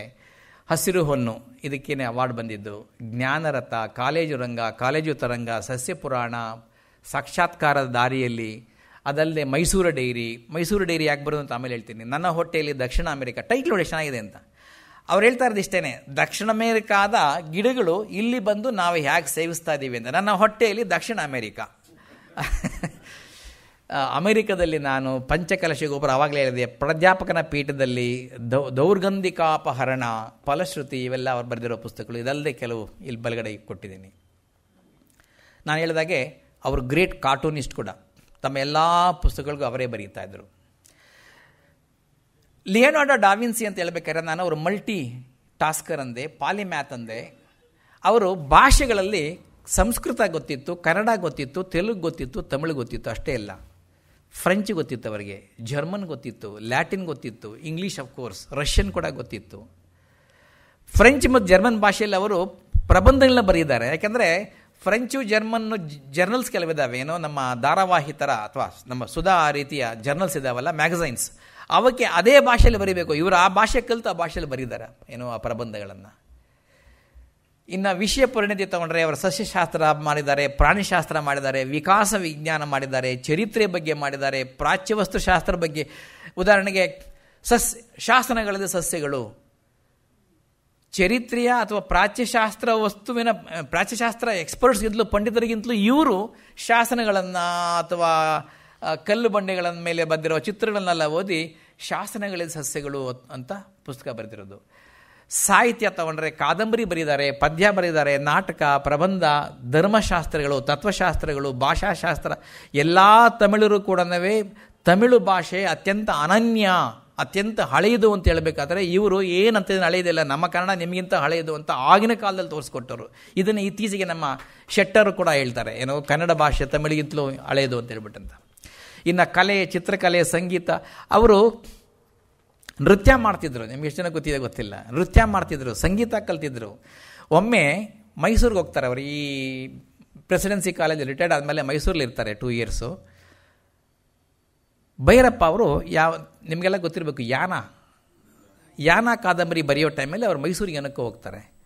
ಅಲ್ಲಿ ಹೋದಾಗ ಬೆಳಿಗ್ಗೆ 4 ಗಂಟೆಗೆ ಎದ್ದು ಅವ್ರು ಏನೋ ವಾಕಿಂಗ್ ಹೋಗ್ತಾ ಇರ್ಬೇಕಾದ್ರೆ ಎಲ್ಲೋ ಸಂಗೀತ ಕೇಳ್ತಾ ಇರುತ್ತೆ, ಭೈರವಿ ರಾಗ. ಅದನ್ನು ವೆರಿ ವಿಶಿಷ್ಟವಾಗಿ ಬರೀತಾರೆ ಭೈರಪ್ಪ ಅವರು. ಆ ಭೈರವಿ ರಾಗ ಕೇಳಿಸ್ತಾ ಇರುತ್ತೆ ಅರ್ಲಿಯಿಂದ ಮಾರ್ನಿಂಗು. ಆಚೆ ನಿಂತ್ಕೊಂಡು ಕೇಳ್ಕೊಂಡಿರ್ತಾರೆ. ಆಮೇಲೆ ಯಾರನ್ನೋ ಕೇಳ್ತಾರೆ, ಯಾರದು ಅಲ್ಲಿ ಅಷ್ಟು ಚೆನ್ನಾಗಿ ನುಡಿಸ್ತಾ ಇದ್ರು ಅಂತ. ಆವಾಗ ಗೊತ್ತಾಗುತ್ತೆ BGL ಸ್ವಾಮಿ ನುಡಿಸ್ತಾ ಇದ್ರು ಅಂತ. ಆದರೆ BGL ಸ್ವಾಮಿಗೆ ತಾನಿನ್ನೂ ಪರಿಣಿತಿ ಹೊಂದಿದ್ದೀನಿ ಸಂಗೀತದಲ್ಲಿ ಅಂತ ಯಾವತ್ತೂ ಕೂಡ ನಮಗೆ ಕಾನ್ಫಿಡೆನ್ಸ್ ಇರಲಿಲ್ಲ ಅಥವಾ ಹೇಳ್ಕೊಳ್ಳೋಕೆ ಇಷ್ಟ ಇರಲಿಲ್ಲ. ಹಾಗಾಗಿ ಅವರು ಪಬ್ಲಿಕ್ಕಾಗಿ ಬಂದು ಯಾವತ್ತೂ ಏನೋ ಪರ್ಫಾರ್ಮೆನ್ಸ್ ಕೊಡಲಿಲ್ಲ. ಆದರೆ ಆತ ಅದ್ಭುತವಾದ ಸಂಗೀತಗಾರ BGL ಸ್ವಾಮಿಯವರು. ಎಂಬ್ರಾಯ್ಡ್ರಿ ಕೂಡ ಮಾಡ್ತಾಯಿದ್ರು. At the same time professor, real professor. ಭಾಳ ಬರೀತಾ ಇದ್ರಂತೆ. ಹೆಂಡ್ದಿನ ಎಷ್ಟೋ ಸಲ ಮರ್ತೋಗ್ಬಿಟ್ಟಿದ್ದಾರೆ ಅವರು ಮಾರ್ಕೆಟ್ಗೆ ಕರ್ಕೊಂಬಂದು. ಒಂದು ಕತೆ ಇದೆ, ಸಣ್ಣ ಕತೆ. ಒಂದು ಸಲ ಮೆಡ್ರಾಸ್ ಪ್ರೆಸಿಡೆನ್ಸಿ ಕಾಲೇಜ್ ಇರಬೇಕಾದ್ರೆ ಕರೆಂಟ್ ಹೋಗ್ಬಿಡುತ್ತೆ 7 ಗಂಟೆನಲ್ಲಿ, ಸಾಯಂಕಾಲ 7 ಗಂಟೆನಲ್ಲಿ ಕರೆಂಟ್ ಹೋಗ್ಬಿಡುತ್ತೆ. ಏನು ಮಾಡೋದು, ಈ ಕರೆಂಟ್ ಅವ್ರು ನಂಬಕ್ಕಾಗಲ್ವಲ್ಲ, ಬರುತ್ತೋ ಇಲ್ಲೋ ಅಂತ ಹುಡುಗರನ್ನೆಲ್ಲ ಕರ್ಕೊಂಡು ಬನ್ನಿ ಸಿನಿಮಾ ಹೋಗೋಣ ಅಂತ ಹೋಗ್ತಾರೆ. ಸಿನಿಮಾ ಹೋಗ್ತಾರೆ, 9 ಗಂಟೆಗೆ ಟಿಕೆಟ್ ತೊಗೊತಾರೆ, ಕೂತ್ಕೊತಾರೆ. 1 ಗಂಟೆ ಆಗಿದೆ. ಸಿನಿಮಾ ಕೂಡ ಏರ್ಪೋರ್ಟ್ ಅಂತ ಯಾರೋ ಬರೆದಿರೋರು ಚೆನ್ನಾಗಿ ಅನಿಸ್ಕೊಂಡು ಬರೀತಾರೆ. Airport cinema. ಹುಡುಗಿಯರು ಎಲ್ಲ ಅದರಲ್ಲಿ ತಜ್ಞರಾಗಿ ನೋಡ್ತಾ ಇದ್ದಾರೆ. ಆದರೆ ಇವರು ಸಿನಿಮಾ ನೋಡ್ತಾ ಇಲ್ಲ, ಇವ್ರ ತಲೆನಲ್ಲಿ ಬೇರೆ ಸಿನಿಮಾ ಓಡ್ತಾ ಇದೆ. ಲ್ಯಾಬಲ್ಲಿ ಏನೋ ಒಂದು ಪ್ರಶ್ನೆ ಮಾಡ್ತಾ ಇದ್ನಲ್ಲ, ಅದು ಹಿಂಗೆ ಮಾಡಿದ್ರೆ ಹೆಂಗಿರುತ್ತೆ, ಹಂಗೆ ಮಾಡಿದ್ರೆ ಹೆಂಗಿರುತ್ತೆ ಅಂತ. ಅವ್ರಿಗೇನೋ ಟಕ್ ಅಂತ ಹೊಳೆಯುತ್ತೆ. ಎಲ್ಲರೂ 7 ಮೇಲೆ ಹೋಗೋಣ ಅಂತಂತಾರೆ. ಯಾಕೆ ಸರ್ ಅಂದರೆ ನಂಗೇನೋ ಒಂದು ಐಡಿಯಾ ಬಂತು, ಬನ್ನಿ ವಾಪಸ್ ಹೋಗೋಣ ಲ್ಯಾಬ್ಗೆ. ಸೊ ಎಲ್ಲರನ್ನೂ ಎಬ್ಬಿಸಿ 9:30 10 ಗಂಟೆಯಲ್ಲಿ ವಾಪಸ್ ಕರ್ಕೊಂಬಂದು ರಾತ್ರಿ 12 ಗಂಟೆವರೆಗೆ ಎಕ್ಸ್ಪೆರಿಮೆಂಟ್ ಮಾಡಿ ಮನೆಗೆ ಕಳಿಸ್ತಾರೆ. ಹೀಗೆ BGL ಸ್ವಾಮಿಯವರು ನಿಜವಾದ ಪ್ರೊಫೆಸರು. ಅವರ ತನು, ಮನ, ಧನ ಎಲ್ಲ ಕೂಡ ಯಾವುದರ ಬಗ್ಗೆ ಸಂಶೋಧನೆ ಮಾಡ್ತಾಯಿದ್ರು, ಯಾವುದರ ಬಗ್ಗೆ ಓದ್ತಾ ಇದ್ರು, ಯಾವುದರ ಬಗ್ಗೆ ತಲ್ಲೀನರಾಗಿದ್ರು ಅದರಲ್ಲೇ ಇರ್ತಾಯಿತ್ತೆ ಹೊರತು ಬೇರೆ ಎಲ್ಲೂ ಹೋಗ್ತಾ ಇರಲಿಲ್ಲ. ಹುಡುಗರನ್ನ ಸಿನಿಮಾ ಕರ್ಕೊಂಡು ಹೋದ್ರೆ ಅಷ್ಟೇ, ಆದರೆ ಅವ್ರ ಸಿನಿಮಾ ಬೇರೆಯೇ ಇತ್ತು. ಮತ್ತೊಮ್ಮೆ ಮೆಡ್ರಾಸಲ್ಲಿರಬೇಕಾದ್ರೆ ಅವರ ಕಾಲಿನಲ್ಲಿ ಹೆಂಗಸರೆಲ್ಲ ಸೇರಿಕೊಂಡು ರಂಗೋಲಿ ಸ್ಪರ್ಧೆ ಮಾಡೋಣ ಅಂತ ಆಗ್ತಾರೆ. ವಸಂತ ಬಂದು ಹೇಳ್ತಾರೆ, ನಾಳೆ ರಂಗೋಲಿ ಸ್ಪರ್ಧೆ ಇದೆ ಅಂತ ಹೇಳ್ಬಿಟ್ಟಂತ. ಸೊ ಬೆಳಿಗ್ಗೆ ಎದ್ದು ಅವ್ರವ್ರ ಮುಂದೆ ಅವರು ರಂಗೋಲಿ ಹಾಕೋಕ್ಕೆ ಅಂತ ಎದ್ದು ಬರ್ತಿರ್ಬೇಕಾದ್ರೆ ಎಲ್ಲೋ ಒಂದು ಕಡೆ ಯಾರೋ ಒಬ್ಬ ಪಂಚೆ ಕಟ್ಕೊಂಡು ರಂಗೋಲಿ ಹಾಕ್ತಾ ಇರ್ತಾನೆ. ಎಲ್ಲ ಬಂದು ಬಗ್ಗೆ ನೋಡಿದ್ರೆ BGL ಸ್ವಾಮಿ. ಅಲ್ಲಿ ಕೆಳಗಡೆ ಬರೀತಾರೆ ಸಣ್ಣದಾಗಿ, ಇದು ಸ್ಪರ್ಧೆಗಲ್ಲ ಅಂತ. ಅಂದರೆ ಹೆಂಗಸ್ರಿಗೆ ಸ್ಪರ್ಧೆ ಮಾಡೋದು, ನಾನು ಸ್ಪರ್ಧೆಗಲ್ಲ, ಬಟ್ ನಾನು ರಂಗೋಲಿ ಬರಿತೀನಿ. ಈ ಲುಕ್ ಅಟ್ ದಟ್. ಯಾವ ಪ್ರೊಫೆಸರ್ ನಿಮಗೆ ಆ ರೀತಿ ಬರೆಯೋಕ್ಕೆ ಸಾಧ್ಯ? ಹೆಂಗಸರು ಸ್ಪರ್ಧೆ ಮಾಡ್ತಾ ಇರಬೇಕಾದ್ರೆ ನಮಗೇನು ಕೆಲಸ ಅಂತ ದೂರ ಇರ್ತೀವಿ. ಹಾಗಲ್ಲ, ಇವರಿಗೆ ಆ ಕಲೆ, ರಂಗೋಲಿ ಹಾಕಬೇಕು ಅನ್ನೋದು ಕಲೆ. ರಂಗೋಲಿ ನಾನು ತೋರಿಸ್ಬೇಕಾದ್ರೆ ಒಂದು ಕಲೆ, ಸ್ಪರ್ಧೆಗಲ್ಲ, ನನಗೆ ಖುಷಿ. ಇದು BGL ಸ್ವಾಮಿ. ಅತ್ಯಂತ ಹೃದಯವಂತ. ನಾನು 3ನೇ ಸ್ಲೈಡಲ್ಲಿ ತೋರಿಸಿದ್ದೆ, ಸಂತಾನ ರಹಸ್ಯ ಅಂತ ಒಂದು ಪುಸ್ತಕ ಬರೆದಿದ್ದಾರೆ ಅಂತ. ಆದರೆ ಸಂತಾನ ರಹಸ್ಯ ಅಂತ ಪುಸ್ತಕ ಬರೆದರೂ ಕೂಡ ಇತರರ ಮಕ್ಕಳನ್ನು ತಮ್ಮ ಮಕ್ಕಳಂತೆ ನೋಡೋ ಸ್ಥಿತಿ BGL ಸ್ವಾಮಿಗೆ ಬಂತು. ಕಾರಣ ನಿಮಗೆಲ್ಲ ಗೊತ್ತಿದೆ. ವಿದ್ಯಾರ್ಥಿಗಳಿಗೆ ಹಣ ಸಹಾಯ ಮಾಡ್ತಾಯಿದ್ದರು. ಮೈಸೂರಲ್ಲಿ ಒಬ್ಬ ಮೆದ್ರಾಸಲ್ಲೇ ಒಬ್ಬ ವಿದ್ಯಾರ್ಥಿ ಇರ್ತಾರೆ. ಅವರು PhD ಮಾಡ್ತಿರ್ಬೇಕಾದ್ರೆ ಇದೇ ಭ್ರೂಣ ತಜ್ಞ ಶಾಸ್ತ್ರ ಬಗ್ಗೆ ಸಂಶೋಧನೆ ಮಾಡ್ತಾ ಇರಬೇಕಾದ್ರೆ ಇವ್ರು ಯಾವಾಗ ಒಂದು ಸಲ ಡಿಸ್ಕಸ್ ಮಾಡ್ತಿರ್ತಾರೆ. ಆ ಹುಡುಗ ಹೇಳೋದು ಇವರಿಗೆ ಇಷ್ಟ ಆಗಲ್ಲ. No this is not correct ಅಂತಂತಾರೆ. ಆಮೇಲೆ ಅವ್ರಿಗೂ ಇವ್ರಿಗೂ ವಾಗ್ವಾದ ಆಗುತ್ತೆ, ಅವ್ರ ಗೈಡ್ಗೂ ಇವ್ರಿಗೂ ವಾಗ್ವಾದ ಆಗುತ್ತೆ. ಕೊನೆಗೆ ಹೇಳ್ತಾರೆ, ನೀನು PhD ಫೈನಲ್ ವೈವಾ ಆಗಬೇಕಾದ್ರೆ ನಾನಲ್ಲಿ ಬಂದು ಕೂತಿರಬೇಕು, I want to see how you do it ಅಂತ ಹೇಳ್ತಾರೆ. ಆ ಹುಡುಗ ಇವ್ರು ಹಂಗೇನೋ ಮರ್ತೋಗ್ಬಿಟ್ಟಿರ್ತಾರೆ ಅನ್ಕೊಂಡ್ಬಿಟ್ಟಿರ್ತಾನೆ. ಎದರಿಕೆ BGL ಸ್ವಾಮಿ ಅಂದರೆ ಎದರಿಕೆ, ಏನೋ ಇಂಟರ್ನ್ಯಾಷನಲ್ ಫಿಗರು, ಅಷ್ಟೊಂದು ಜ್ಞಾನಿ. ಸೊ ಅವ್ರು ನನಗೆ ಅಪೋಸ್ ಮಾಡಿದಾರಲ್ಲ ಅಂತ ಎದರಿಕೆ. ಇವನು ಏನೇನೋ ಮಾಡಿ ಗುಟ್ಟಾಗಿ ಮಾಡಬೇಕು ನಾನು PhD ಅಂತ ಏನೇನೋ ಮಾಡ್ತಾನೆ. ಆದರೂ ಗೊತ್ತಾಗುತ್ತೆ ಅವರಿಗೆ, ಯಾರಿಗೆ, ನಮ್ಮ BGL ಸ್ವಾಮಿಗೆ. ಆಹ್ವಾನ ಇಲ್ಲೇ ಇದ್ರೂ ಕೂಡ ಅವನ PhD ಫೈನಲ್ ವೈವಾದಲ್ಲಿ ಹೋಗಿ ಕೂತ್ಕೊತಾರೆ. ನಡುಕ ಆ ಹುಡುಗನಿಗೆ. ಅವನೆಲ್ಲ ಪ್ರೆಸೆಂಟ್ ಆಗಿದ್ದಾದಮೇಲೆ ಎದ್ದೋಗಿ ಅವನಿಗೆ ಬೆಂತಟ್ಟಿ, ಬೇಷ್, ಭಾಳ ಚೆನ್ನಾಗಿ ಮಾಡಿದೆ ನೀನು ಇವತ್ತು, ನಡಿ ಊಟ ಕೊಡಿಸು ನಮಗೆಲ್ರಿಗೂ ಅಂತಾರೆ. ಇದು ನೀವು ಗಮನಿಸಬೇಕು. ಇವತ್ತು ಊಟ ಕೊಡಿಸು ಅಂದರೆ ಹುಡುಗರು ಕರ್ಕೊಂಡು ಹೋಗ್ಬಿಡ್ತಾರೆ ಯಾವುದಾದ್ರೂ ಬಾರ್ಗೆ. ಆದರೆ ಆಗಿನ ಕಾಲದಲ್ಲಿ ವಿದ್ಯಾರ್ಥಿಗಳಿಗೆ ಊಟ ಕೊಡಿಸು ಅಂದರೆ ಬಹಳ ಕಷ್ಟ, ದುಡ್ಡೇ ಇರ್ತಾ ಇರಲಿಲ್ಲ. ಆ ಹುಡುಗ BGL ಸ್ವಾಮಿ ಕೇಳಿದ್ರು ಅಂದ ತಕ್ಷಣ ಎದುರಿಗೆ ಎಲ್ರಿಗೂ ಹ್ಞೂ ಸಾರ್ ಅಂತಾನೆ. ಒಂದು 4-5 ಜನ ಸೇರ್ಕೊಂಡು ಹೋಗ್ಬಿಡ್ತಾರೆ ಹೋಟ್ಲಿಗೆ. ಹೋಗಿದ್ದಾರೆ, ಊಟ ಮಾಡ್ತಾ ಇದ್ದಾರೆ. ಇವನಿಗೆ ಬೆವರು ಸುರಿತಾ ಇದ್ದಾರೆ, ಜೋಬಲ್ಲಿ ಪೈಸಾ ಇಲ್ಲ, ಬೆವರು ಸುರಿತಾ ಇದೆ. ಕೊನೆಗೆ ಏನಾದರೂ ಮಾಡಿ ದುಡ್ಡು ತರಬೇಕು ಅಂತ ಬೇಗ ಊಟ ಮಾಡಿಬಿಟ್ಟು ಅವನು ಕೈ ತೊಳೆದ್ಬಿಟ್ಟು ಯಾರಿಗಾದ್ರೂ ಏನಾದರೂ ಮಾಡ್ತಾರಣ ಅಂತ ಹೇಳ್ಬಿಟ್ಟು ಕೈ ತೊಳ್ಬೇಕಂತ ಹೋಗ್ತಾನೆ. BGL ಸ್ವಾಮಿಯವರು ಕೈ ತೊಳೆಯೋಕೆ ಹೋಗ್ತಾರೆ. ಚೆನ್ನಾಗಿತ್ತು ಕಣಯ್ಯ ಊಟ, ಚೆನ್ನಾಗಿ ಕೊಡಿಸ್ದೆ ಅಂತ ತಮ್ಮ ಜೋಬಿಂದ 25 ರೂಪಾಯಿ ತೆಗೆದು ಅವನ ಜೋಬ್ಗೆ ಹಾಕ್ಬಿಟ್ಟು ರಿಸಿಪ್ಟ್ ಕಟ್ಟು, ಬಿಲ್ ಕಟ್ಟು ಅಂತ ಹೇಳ್ತಾರೆ. ಎಷ್ಟು ಸೂಕ್ಷ್ಮತೆ ನೋಡಿ. ಅವ್ರಿಗೆ ಗೊತ್ತು ಪಾಪ ಇವನು ಬೆವರುತ್ತಾ ಇರೋದು, ಅವ್ರಿಗೆ ಗೊತ್ತು ವಿದ್ಯಾರ್ಥಿಗಳ ಕಷ್ಟ. ಅವನ ದುಡ್ಡಿಲ್ಲ ಅಂತಲೂ ಗೊತ್ತು. ಅವನು ಬೇಗ ಊಟ ಮಾಡಿದ್ದು ನೋಡಿದ್ದಾರೆ, ಅವನು ಏಕೆ ಹೋಗ್ತಿದ್ದಾನೆ ಅಂತ ಗೊತ್ತು ಇವರಿಗೆ. ಜೊತೆಗೆ ತಾವು ಹೋಗಿ ಕೈ ತೊಳ್ಕೊಂಡು ಅವನ ಜೋಬಿಗೆ ದುಡ್ಡು ಹಾಕಬೇಕು ಅಂದರೆ ಎಂಥ ಮಹಾನ್ ಹೃದಯ BGL ಸ್ವಾಮಿಯವರು. ಎಲ್ಲಿ ಸಿಗ್ತಾರೆ ಇವತ್ತು ನಮಗಂತವರು? ಎಂಥ ಚಿಕ್ಕವ್ರಿಗೂ ಸಮಯ ಕೊಡ್ತಾಯಿದ್ರು. ಮೈಸೂರು ಬರ್ತಾರೆ, ಮೈಸೂರಲ್ಲಿ ಬಂದಿರಬೇಕಾದ್ರೆ ಯಾರೋ ಒಬ್ಬ ಇವ್ರ ಫ್ರೆಂಡ್ ಮಗ BGL ಸ್ವಾಮಿ ಅಂತ ಗೊತ್ತಾಗುತ್ತೆ. ನಾನು ಅವ್ರ ಜೊತೆ ಸ್ವಲ್ಪ ಮಾತಾಡಬೇಕು ಅಂತಂತಾರೆ. ಅವ್ರು ಬಂದು, ಸಾರ್ ನಮ್ಮ ಹುಡುಗ ನನ್ನ ತಮ್ಮ ನಿಮ್ಮ ಜೊತೆ ಮಾತಾಡಬೇಕು ಅಂತ ಹೇಳ್ತಾರೆ, ಕರ್ಕೊಂಬ ಅಂತಂತಾರೆ. ಬೆಳಿಗ್ಗೆ 9 ಗಂಟೆಗೆ ಅವ್ರ ಲ್ಯಾಬ್ಗೆ ಹೋದರೆ ಸಾಯಂಕಾಲ 4 ಗಂಟೆವರೆಗೂ ಅವನ ಜೊತೆನೇ ಕಾಲ ಕಳೆದು ಅವನು ಕೇಳಿಕೊಂಡು ಮಾತಾಡಿಕೊಂಡು ಅವನಿಗೆ ತಾನೇನು ಮಾಡ್ತೀನಿ ಅಂತ ಹೇಳ್ಕೊಂಡು ಅವನೇನು ಮಾಡ್ತೀನಿ ಅಂತ ಕೇಳ್ಕೊಂಡು ಇಡೀ ದಿನ ಅವ್ರ ಜೊತೆ ಕಳೀತಾರೆ. ಆ ಹುಡುಗ ಒಂದು ಆರ್ಟಿಕಲ್ ಬರೆದಿದ್ದಾನೆ ಯಾವುದೋ ಒಂದು ಪುಸ್ತಕದಲ್ಲಿ. ಅಲ್ಲಿ ಅವನು ಹೇಳ್ತಾನೆ, ನನ್ನಂಥ ಚಿಕ್ಕವರು ಕೂಡ BGL ಸ್ವಾಮಿ ಸಮಯ ಕೊಡ್ತಾ ಇದ್ದರು ಅಂತ. ಆ ರೀತಿ ಅನನ್ಯ ವ್ಯಕ್ತಿ BGL ಸ್ವಾಮಿಯವರು. BGL ಸ್ವಾಮಿ ರಿಟೈರ್ಡ್ ಆದಮೇಲೆ ಯಾವಾಗಲೇ ಹೇಳಿದೆ ಮೈಸೂರಿಗೆ ಹೋದರು ಅಂತ. ಬೆಂಗಳೂರಿಗೆ ಯಾಕೆ ಬರಲಿಲ್ಲ ಅವರು? ಇದು ಅವರ ಹೆಂಡತಿ ಊರು, ಇದು ಅವರದೇ ಊರು. ಬೆಂಗಳೂರು ಯೂನಿವರ್ಸಿಟಿಗೆ ಯಾಕೆ ಬರಲಿಲ್ಲ? ನಾನೇನು ಹೇಳಬೇಕಲ್ಲ, ನಿಮಗೆಲ್ಲ ಗೊತ್ತು ಬೆಂಗಳೂರು ಯೂನಿವರ್ಸಿಟಿ ಏನು ಅಂತ. ಅದಕ್ಕೋಸ್ಕರ ಅವರು ಬೆಂಗಳೂರು ಯೂನಿವರ್ಸಿಟಿಗೆ ಹೋಗಿಲ್ಲ, ಮೈಸೂರು ಯೂನಿವರ್ಸಿಟಿಗೆ ಹೋದರು. ಅವರಿಗೆ ಮೈಸೂರು ಯೂನಿವರ್ಸಿಟಿ ಅಂದರೆ ಮತ್ತೊಂದು ವಿಶೇಷವಾದ ಗೌರವ ಇತ್ತು. ಅಲ್ಲಿ ಕುವೆಂಪು ಇದ್ದರು, UR ಅನಂತಮೂರ್ತಿ ಇದ್ದರು, ಬಹಳಷ್ಟು ಜನ ವಿದ್ಯಾರ್ಥಿಗಳಿಗೆ ಮಾರ್ಗದರ್ಶನ ಮಾಡ್ಬೋದಾಗಿತ್ತು. ಆದರೆ ಅಲ್ಲಿಗೆ ಹೋದ್ಮೇಲೆ BGL ಸ್ವಾಮಿ ಕೂಡ ಭಾಳ ಡಿಸಪಾಯಿಂಟ್ಮೆಂಟ್ ಆಗಿಬಿಡುತ್ತೆ, ಭಾಳ ನಿರಾಶೆ ಆಗುತ್ತೆ. ಒಮ್ಮೆ ಹೇಳ್ತಾರೆ ಎಲ್ರಿಗೂ, ಈ ಮೈಸೂರು ಯೂನಿವರ್ಸಿಟಿ ಪ್ರೊಫೆಸರ್ಸ್ನೆಲ್ಲ ಒಂದು ಸಲ ದಸರಾದಲ್ಲಿ ಆ ಪ್ರೊಸೆಷನ್ ತೊಗೊಂಡೋಗ್ತಾರಲ್ಲ, ಹಂಗೆ ತೊಗೊಂಡೋಗ್ಬೇಕು ಅಂತ. ಯಾರೋ ಪ್ರೊಫೆಸರ್ಗೆ ಭಾಳ ಖುಷಿ, ನೋಡಿದೆ ಆ BGL ಸ್ವಾಮಿ ಎಷ್ಟು ಗೌರವ ಕೊಡ್ತಾರೆ ನಮಗೆ ಅಂತ. ಯಾಕೆ ಸಾರ್ ಅಂತಾರೆ. ಏನಯ್ಯ, ಒಬ್ಬರು ಯಾವತ್ತೂ ನೋಡೋಕ್ಕೆ ಆಗಲ್ಲ, ಅಲ್ಲಾದರೂ ನೋಡ್ಬೋದು ದಸರಾದಲ್ಲಿ ಒಂದು ಸಲ ಎಲ್ಲರೂ ಒಟ್ಟಿಗೆ, ಅದಕ್ಕೋಸ್ಕರ ಹೇಳ್ತಿದ್ದೀನಿ ಅಂತಂತಾರೆ. ಹಾಗೆ ಅಲ್ಲೂ ನಿರಾಶೆ ಆಗುತ್ತೆ ಅವರಿಗೆ. ಅದೆಲ್ಲ ಸೇರಿಕೊಂಡು ಮೈಸೂರು ಡೈರಿ ಅಂತ ಒಂದು ಪುಸ್ತಕ ಬರೀತಾರೆ. ಹಾಮಾ ನಾಯ್ಕು ಭಾಳ ಕ್ಲೋಸ್ ಫ್ರೆಂಡು. ಇವರಿಗೆ ಸಾಹಿತ್ಯ ಅಕಾಡೆಮಿ ಪ್ರಶಸ್ತಿ ಬಂದಾಗ ಒಂದು ಫೋಟೋ ತೆಗೆಯಕ್ಕೆ ಅಂತ ಕಳಿಸ್ತಾರೆ. ಫೋಟೋ ತೆಗೆಸ್ಕೊಳ್ಳಲ್ಲ. ಅಕಾಡೆಮಿ ಅವಾರ್ಡ್ ತೊಗೊಳ್ಳೋಕ್ಕೆ ಒರಿಸ್ಸಾ ಕಳಿಸ್ಬೇಕಾಗಿರುತ್ತೆ, ಇವರು ಹೋಗಲ್ಲ.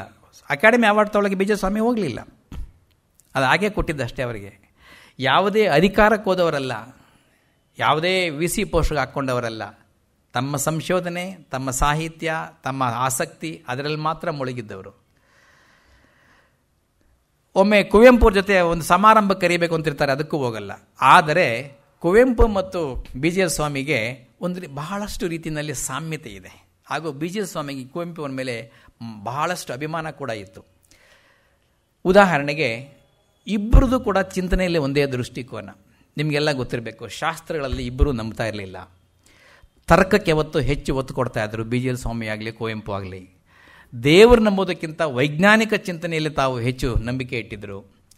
ಅಷ್ಟೇ ಇಲ್ಲ, ಮತ್ತೊಂದು ವಿಶಿಷ್ಟ ಅಂದರೆ ಅಲ್ಲಿ ಮೆದ್ರಾಸಲ್ಲಿ ಇದ್ದರೂ ಕೂಡ ಕುವೆಂಪು ಇಲ್ಲಿ ಮೈಸೂರಲ್ಲಿದ್ದರೂ ಕೂಡ ಇಬ್ಬರದು ಒಂದೇ ಚಿಂತನೆ ಇತ್ತು. ಏನು, ನಾವು ಇಂಗ್ಲೀಷ್ ಪದಗಳನ್ನು, ವೈಜ್ಞಾನಿಕ ಪದಗಳನ್ನು ಕನ್ನಡಕ್ಕೆ ತರಬೇಕಾದ್ರೆ ತರ್ಜುಮೆ ಮಾಡಬೇಕಾಗಿಲ್ಲ, ಕೆಲವೊಂದು ಹಾಗೇ ತರ್ಬೋದು, ನೇರ ಆಮದು ಮಾಡ್ಕೋಬೋದು. ಯಾವತ್ತೂ ಎಲ್ಲ ಪದಗಳನ್ನು ತರ್ಜುಮೆ ಮಾಡಬೇಕಾಗಿಲ್ಲ. ಉದಾಹರಣೆಗೆ ನಿಮ್ಗೆ ಗೊತ್ತಿರಬೇಕು, ಫೋಟೋಸಿಂಥಸಿಸ್, ದ್ಯುತಿ ವಿಶ್ಲೇಷಣ ಕ್ರಿಯೆ, ಇದು ಕಷ್ಟ ಆಗುತ್ತೆ. ಬರೀ ಫೋಟೋಸಿನ್ಸನ್ನು ತಗೊಂಬೋಣ ಅಂತ ಕುವೆಂಪು ಅವರು ಹೇಳಿದ್ದು. ಅದೇ ರೀತಿ ನಮ್ಮ ಬಿ ಜಿ ಸ್ವಾಮಿಯವರು ಕೂಡ ಹೇಳ್ತಾ ಇದ್ರು. ಇಬ್ಬರದು ಕೂಡ ಮಾನವ ವಿಶ್ವಧರ್ಮ. ಅವರ ರಿಲೇಟಿವ್ ಕೃಷ್ಣಮೂರ್ತಿ ಅವರು ಬರೀತಾರೆ, ಯಾವುದರ ಬಗ್ಗೆ ನಿಲುವು ತಳೆದರೂ ಆ ನಿಲುವು ವೈಜ್ಞಾನಿಕ ದೃಷ್ಟಿಯ ತಳಹದಿಯ ಮೇಲೆ ದೃಢೀಕರಣವಾಗಿರುತ್ತಿತ್ತು. ಯಾರ್ದು? ಬಿ ಜಿ ಎಲ್ ಸ್ವಾಮಿಯವರದ್ದು. ಹಳೆಯ ಗ್ರಂಥಗಳಲ್ಲಿ ಉಲ್ಲೇಖವಾಗಿದೆ ಎಂಬ ಮಾತ್ರಕ್ಕೆ ಅದು ಸರಿ ಎಂದು ಒಪ್ಪುತ್ತಿರಲಿಲ್ಲ ಬಿ ಜಿ ಎಲ್ ಸ್ವಾಮಿಯವರು. ಇದು very exactly reflecting what Kuvempu ಅವರು.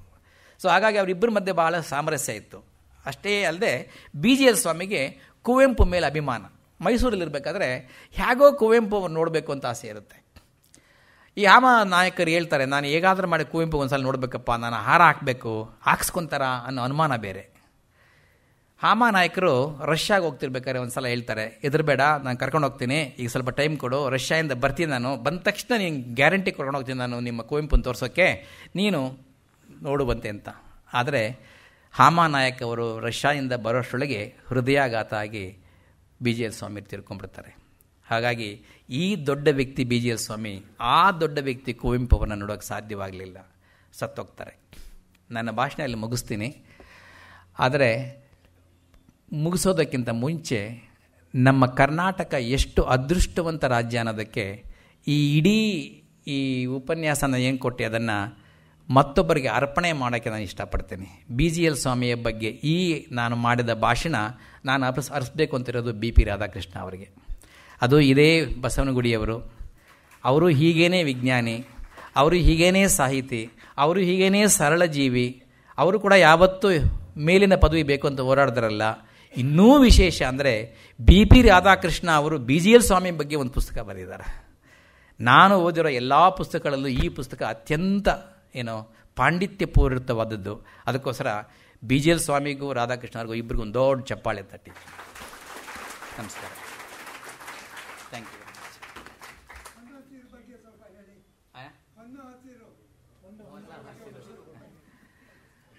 ಹಸಿರು ಹೊನ್ನು, ವನ್ನ ಹಸಿರು ಅಲ್ಲ, ಹಸಿರು ಹೊನ್ನು ಇಲ್ಲಿ ನಾನು ಜಾಸ್ತಿ ಹೇಳೋದ್ರೆ ಭಾಳ ಜನ ಓದಿರ್ತಾರೆ, ಅವರಿಗೆಲ್ಲ ಬೇಸರ ಆಗುತ್ತೆ. ಆದರೆ ನೀವು ಕೇಳಿದ್ರೆ ಅಂತ ಸಂಕ್ಷಿಪ್ತವಾಗಿ ಹೇಳ್ತೇನೆ. ಹುಡುಗರ ಕಾಂಡಗಳನ್ನು, ಬೇರುಗಳನ್ನು ಸಂಗ್ರಹ ಮಾಡಿಕೊಂಡು ಅದರ ಬಗ್ಗೆ ವಿವರಣೆ ಮಾಡೋದಷ್ಟೇ ಹಸಿರು ಹೊನ್ನುವ ಮುಖ್ಯ ಅಂಶ. ಆದರೆ ಅದು ಹೋಗ್ತಾ ಇರಬೇಕಾದ್ರೆ ಯಾರೋ ಒಬ್ಬ ಹುಡುಗಿ ಬಿದ್ದು ಜಾರ್ತಾಳೆ. ಆ ಜಾರ್ ಬಿದ್ದಾಗ ಅವಳ ಮೈಗೆ ಏನೋ ಅಂಟ್ಕೊಳ್ಳುತ್ತೆ. ಅದೇನು ಅಂಟ್ಕೊಂಡಿದ್ದು ಅಂತ ಎಲ್ಲರೂ ನೋಡೋಕೆ ಹೋಗ್ತಾರೆ. ನೋಡಿದ್ರೆ ಯಾವ್ದ್ರದ್ದೋ ಬೀಜ. ಇದು ಅಂಟ್ಕೊಂಡಿದ್ದು ಯಾಕೆ, ಅದಕ್ಕೆ ಅಂಟ್ಕೊಳ್ಳೋ ಶಕ್ತಿ ಯಾಕೆ ಬಂದಿದೆ, ಅಲ್ಲಿಂದ ಶುರು ಮಾಡ್ತಾರೆ ಅದರ ಬಗ್ಗೆ ಎಲ್ಲ ಕಥೆ ಹೇಳೋಕ್ಕೆ. ಅದು ನಮ್ಮ ದೇಶದ್ದ, ಹೊರ ದೇಶದ್ದ, ಈಗ ಅಂಟ್ಕೊಳ್ಳೋದ್ರಿಂದ ಅದಕ್ಕೆ ಅಡ್ವಾಂಟೇಜ್ ಏನು ಅಥವಾ ಉಪಯೋಗಗಳೇನು, ಈ ರೀತಿ ಒಬ್ಬ ಹುಡುಗಿ ಜಾರ್ತಾಳೆ, ಬೀಳ್ತಾಳೆ, ಸೀರೆಗೇನೋ ಅಂಟ್ಕೊಳ್ಳುತ್ತೆ. ಅದರ ಮೂಲಕ ಒಂದು ಗಿಡದ ಬಗ್ಗೆ, ಒಂದು ಸಸ್ಯದ ಬಗ್ಗೆ, ವಿಕಾಸದ ಬಗ್ಗೆ ವಿವರಿಸ್ಕೊಂಡೋಗೋದು. ಓದ್ತಾ ಇರಬೇಕಾದ್ರೆ ನಮಗೆ ನಾವು ಆ ಗಿಡದ ಬಗ್ಗೆ ಓದ್ತಾ ಇದ್ದೀವಿ ಅನ್ಸಲ್ಲ, ನಮಗೆ ಒಂದು ಕತೆ ಓದ್ತಾ ಇದ್ದೀವಿ, ಪಾಪ ಹುಡುಗಿ ಬಿದ್ದಿದ್ದಕ್ಕೆ ಏನಾಯಿತು ಅನ್ನೋದು ನೋಡ್ತಾ ಇದ್ದೀವಿ ಅಂತ ಅನಿಸುತ್ತೆ. ಅದರ ಮೂಲಕ ಹಲವಾರು ವಿವರಗಳನ್ನು ನಮ್ಮ ಮುಂದೆ ತೆರೀತಾ ಹೋಗ್ತಾರೆ. ಇದು ಹಸಿರು ಹೊನ್ನು, ಹಸಿರು ಗ್ರೀನ್, ಹೊನ್ನು ಅಂದರೆ ಬಂಗಾರ. ನಮ್ಮ ಸುತ್ತ ಇರುವ ಈ ಹಸಿರು ಒಂದು ಬಂಗಾರದ ರೀತಿ. ಆ ಬಂಗಾರದ ಬಗ್ಗೆ ನಾವು ಅರಿಬೇಕು. ನನ್ನ ಹೆಂಡತಿ ಅಥವಾ ಇನ್ನೊಬ್ಬ ಹುಡುಗಿ ಮೈ ಮೇಲೆ ಹಾಕ್ಕೊಂಡಿರೋ ಬಂಗಾರದ ಬಗ್ಗೆ ಅಲ್ಲ ಅನ್ನೋ ದೃಷ್ಟಿಯಿಂದ ಹಸಿರು ಹೊನ್ನು ಬರೆದಿರೋದು. ಒಂದು ಅದ್ಭುತವಾದ ಪುಸ್ತಕ. ಅದು ತಮಾಷೆಯಾಗಿದೆ. ನಿಮಗೆ 80 ವರ್ಷ ಆಗಿದ್ದರೂ ಕೂಡ ನೀವು ನಗ್ತೀರ, ಓದಿ ದಯವಿಟ್ಟು ಅಂಥ ಪುಸ್ತಕ ಅದು. ಬೇರೆ ಏನಾದರೂ?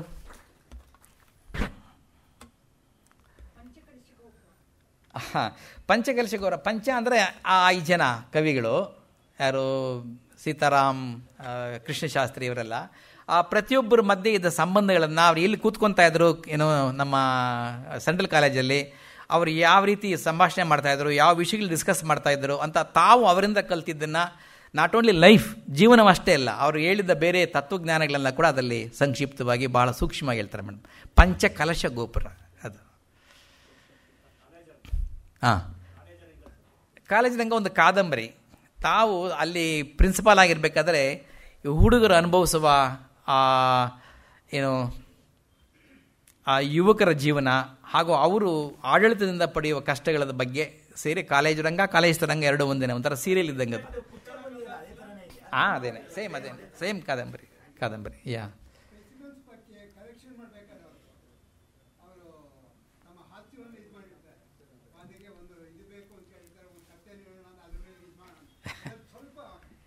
ಭಾಳ ಜನ ಗೊತ್ತಿರಬೇಕು ಅನ್ಕೊಂತೀನಲ್ಲ ನಾನು. ಗೊತ್ತಿಲ್ವಾ? ಓಕೆ, ಹೇಳ್ತೀನಿ. ಭಾಳ ಇದೆ ವಿಷಯ ಆ ಥರ ನಾನು ಹೇಳ್ತಾ ಹೋದರೆ ಅದಕ್ಕೆ ಕತೆ ಎಂಡಿಲ್ಲ. ಬಟ್ ಈ ಕತೆ ವಿಷಯ ಹೇಳ್ಬಿಡ್ತೀನಿ. ಇಲ್ಲಿ ಯಾರಾದರೂ ಫೈನಾನ್ಸ್ ಆಫೀಸರ್ ಇದ್ದಾರಾ? ದಯವಿಟ್ಟು ಕೈ ಎತ್ತಿ. ಫೈನಾನ್ಸ್ ಆಫೀಸರ್, ಅಕೌಂಟಿಂಗ್ ಎಲ್ಲ ಮಾಡೋರು ಯಾರಿಲ್ಲಲ್ಲ? ಹಾಗಾದ್ರೆ ಆರಾಮಾಗಿ ಹೇಳ್ಬೋದು ಈ ಕತೆನ.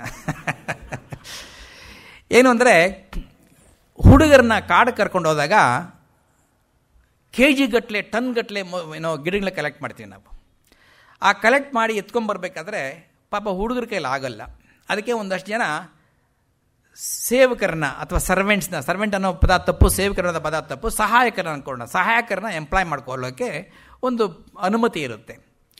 ಅವರಿಗೆ ಸಹಾಯಕರಿಗೆ ಅಂದರೆ ಲೇಬರ್ ಅಂತ ಇಟ್ಕೊಳ್ಳೋಣ, ಅವರಿಗೆ ಒಂದು ದಿವಸಕ್ಕೆ ಇಷ್ಟು ಕೊಡಬೇಕು ಅಂತ ಒಂದು ಕಾನೂನಾಗಿರುತ್ತೆ. ಒಮ್ಮೆ ಏನಾಗುತ್ತೆ, ಇವರು ನಮ್ಮ BGL ಸ್ವಾಮಿಯವರು ಕಾಡಿಗೆ ಹೋದಾಗ ಕಲೆಕ್ಷನ್ ಜಾಸ್ತಿ ಆಗಿಬಿಡುತ್ತೆ. ಕಲೆಕ್ಷನ್ ಜಾಸ್ತಿ ಆಗಿದ್ದರಿಂದ ಕರ್ಕೊಂಡೋಗಿದ್ದ 4-5 ಜನ ಅವರೇ ಎಲ್ಲ ಹೊತ್ಕೊಂಬರ್ಬೇಕಲ್ಲ, ಅವರಿಗೆ ನೀವು ಸ್ವಲ್ಪ ಜಾಸ್ತಿ ಕೊಡ್ತೀವಿ ತೊಗೊಳ್ಳಿಯಪ್ಪ, ಏನೋ ಕಷ್ಟಪಡಿ ಅಂತ ಹೇಳ್ತಾರೆ. ಅವರು ಕಷ್ಟಪಟ್ಟು ತೊಗೊಂಬರ್ತಾರೆ, ಅದನ್ನು ಅವ್ರಿಗೆ ಜಾಸ್ತಿ ಕೊಡ್ತಾರೆ. ಸೊ BGL ಸ್ವಾಮಿ ಸೈನ್ ಮಾಡಿದ್ದಾರೆ. ಏನೋ 2 ರೂಪಾಯಿ, ಅವಾಗ 2 ರೂಪಾಯಿ 8 ರೂಪಾಯಿ ಈ ಥರ ಇತ್ತಲ್ಲ, ಎಂಟಾಣಿ ಆ ಥರ 2 ರೂಪಾಯಿ ಅನ್ಕೊಳ್ಳೋಣ. 2 ರೂಪಾಯಿ ಪರ್ ಡೇ ಕೊಡಬೇಕಾಗಿರೋದು 2.5 ರೂಪಾಯಿ ಕೊಡ್ತಾರೆ. ಸೊ ಬಿಲ್ ಮೇಲೆ ಕಳಿಸ್ತಾರೆ. ಫೈನಾನ್ಸ್ ಆಫೀಸರ್ ಅಬ್ಜೆಕ್ಷನ್, ನೀವು ಕೊಡಬೇಕಾಗಿರೋದು ಬರೀ 2 ರೂಪಾಯಿ, 2.5 ರೂಪಾಯಿ ಯಾಕೆ ಕೊಟ್ರಿ? ಇವ್ರು ಬರ್ದಿರ್ತಾರೆ ಕೆಳಗಡೆ, ನೋಡಿ ಅವತ್ತು ಕಲೆಕ್ಷನ್ ಜಾಸ್ತಿ ಆಯಿತು, ನಾವು ಹೋಗಿದ್ದು ಸೀಸನಲ್ಲಿ ಚೆನ್ನಾಗಿತ್ತು, ಮಳೆಗೆಳೆ ಚೆನ್ನಾಗಿ, ನಾವು ಕಲೆಕ್ಷನ್ ಮಾಡದೆ ಬಂದರೆ ಅದು ಒಳ್ಳೆ ಉಪಯೋಗ ಆಗಲ್ಲ, ನಾವು ಹೋಗಿದ್ದು ಟೈಮ್ ಆ್ಯಂಡ್ ಎನರ್ಜಿ ಜಾಸ್ತಿ ಕಲೆಕ್ಟ್ ಮಾಡಿದ್ವಿ, ಅವ್ರು ಜಾಸ್ತಿ ಹೊತ್ಕೊಂಬಂದರು, ಅವರು 5 kgಗೂ 2 ರೂಪಾಯಿ ಕೊಟ್ಟರೆ ಹೇಗೆ, 50 kgಗೂ 2 ರೂಪಾಯಿ ಕೊಟ್ಟರೆ ಹೇಗೆ, ಅದಕ್ಕೋಸ್ಕರ ಸ್ವಲ್ಪ ಜಾಸ್ತಿ ಕೊಟ್ಟೆ ನಾನು ಅಂತ. ಇಲ್ಲೆಲ್ಲ ಇದೆಲ್ಲ ಲೆಕ್ಕ ಹಾಕಿದ್ರೆ ನೋಡಿದ್ರೆ ಯಾಕೋ ಸರಿ ಇದ್ದಂಗೆಲ್ಲ, ಇದು ನಮಗೆ ಕೊಡೋಕ್ಕಾಗಲ್ಲ ಅಂತಾರೆ. ಅದಕ್ಕೆ ಇವ್ರು ಹೇಳ್ತಾರೆ BGL ಸ್ವಾಮಿ ಅವ್ರು, ಕೆಲಸ ಮಾಡಿ ನೀವೇ ಒಂದು ಉಪಾಯ ಸೂಚಿಸಿ ಅಂತ. ಈಗ ಹೊತ್ಕೊಂಬರತ್ತಾನೆ ಇದು, ಇನ್ನೇನು ಕೆಲಸ ಇಲ್ವಲ್ಲ, why don't you know have a donkey ಅಂತಾರೆ. ಒಂದು ಕತ್ತೆ ಯಾಕೆ ಇಟ್ಕೊಬಾರ್ದು ಅದಕ್ಕೆ ಅಂತ. BGL ಸ್ವಾಮಿ ಆಯಿತು ಒಪ್ಕೊಳ್ಳೋಣ ಅಂತಂತಾರೆ. ಟೆಲಿಗ್ರಾಮ್ ಬಂದ್ಬಿಡುತ್ತೆ, you are permitted to take a donkey ಅಂತ. ಡಾಂಕಿ ತಗೊತಾರೆ. ಇವರ ದುರದೃಷ್ಟಕ್ಕೆ ತಗೊಂಡಿದ್ದ ಡಾಂಕಿ ಹೆಣ್ಣು ಡಾಂಕಿ. ಇವ್ರಿಗೆ ಗೊತ್ತಿಲ್ಲ ನಂಗೆ ಎಲ್ಲೋ ಬಸರಿ ಆಗ್ಬಿಟ್ಟಿದೆ. ಸರ್ ಅಂತಂದು ಕಟ್ತಾರೆ ಎಲ್ಲ ಒಂದು ಕಡೆ. 3 ತಿಂಗಳಾದಮೇಲೆ ಇನ್ನೊಂದು ಡಾಂಕಿ ಬರುತ್ತೆ. ಈ 2 ಡಾಂಕಿನ ಸಾಕಬೇಕೀಗ. ಈ ಕೂಲಿಯವರನ್ನು ಸಾಕಬೇಕಾಗಿದ್ದು ಕೇವಲ 7 ದಿವಸ, ಆದರೆ ಈ ಕತ್ತೆನ ವರ್ಷ ಪೂರ್ತಿ ಸಾಕಬೇಕಲ್ಲ, ಮುಂದಿನ ವರ್ಷ ಬೇಕಾದರೆ. ಸೊ ಈಗ 2 ಕತ್ತೆ ಆಗಿದೆ. ಆಮೇಲೆ ಇವರೇ ಬರೀತಾರೆ ತಮಾಷೆಗಲ್ಲಿ, ಈಗ ಈ ಮಗು ಹೆಂಗುಟ್ಟು ಅಂದರೆ ನಾನು ಗಂಡನೂ ಕರ್ಕೊಂಬರ್ಬೇಕು, ಆದರೆ 3 ಕತ್ತೆ ಆಗುತ್ತೆ. ಸೊ ಈ 3 ಕತ್ತೆಗಳಿಗೂ ಇಡೀ ವರ್ಷ ನಾನು ಊಟ ಕೊಡಬೇಕು ಅಂತಂದರೆ ನಾನು ಎಷ್ಟು ಕೊಟ್ಟಿದ್ನೋ ಅದ್ರ 20ರಷ್ಟು ಆಗುತ್ತೆ, ನೀವೇ ಡಿಸೈಡ್ ಮಾಡಿ 2 ರೂಪಾಯಿ ಕೊಡಲ್ಲ ಅಥವಾ ಕತ್ತೆ ತಗೊಳ್ಳ ಅಂತ. ಸೊ ಹೀಗೆ ಅವರು ಭಾಳ ಹ್ಯೂಮರಸ್ ಆಗಿ ಇದನ್ನೆಲ್ಲ ಬರೀತಾರೆ. ಭಾಳ ಇದೆ, ಈ ಥರ ಭಾಳ ಇದ್ದಾವೆ ಒಂದೊಂದು ಕೂಡ.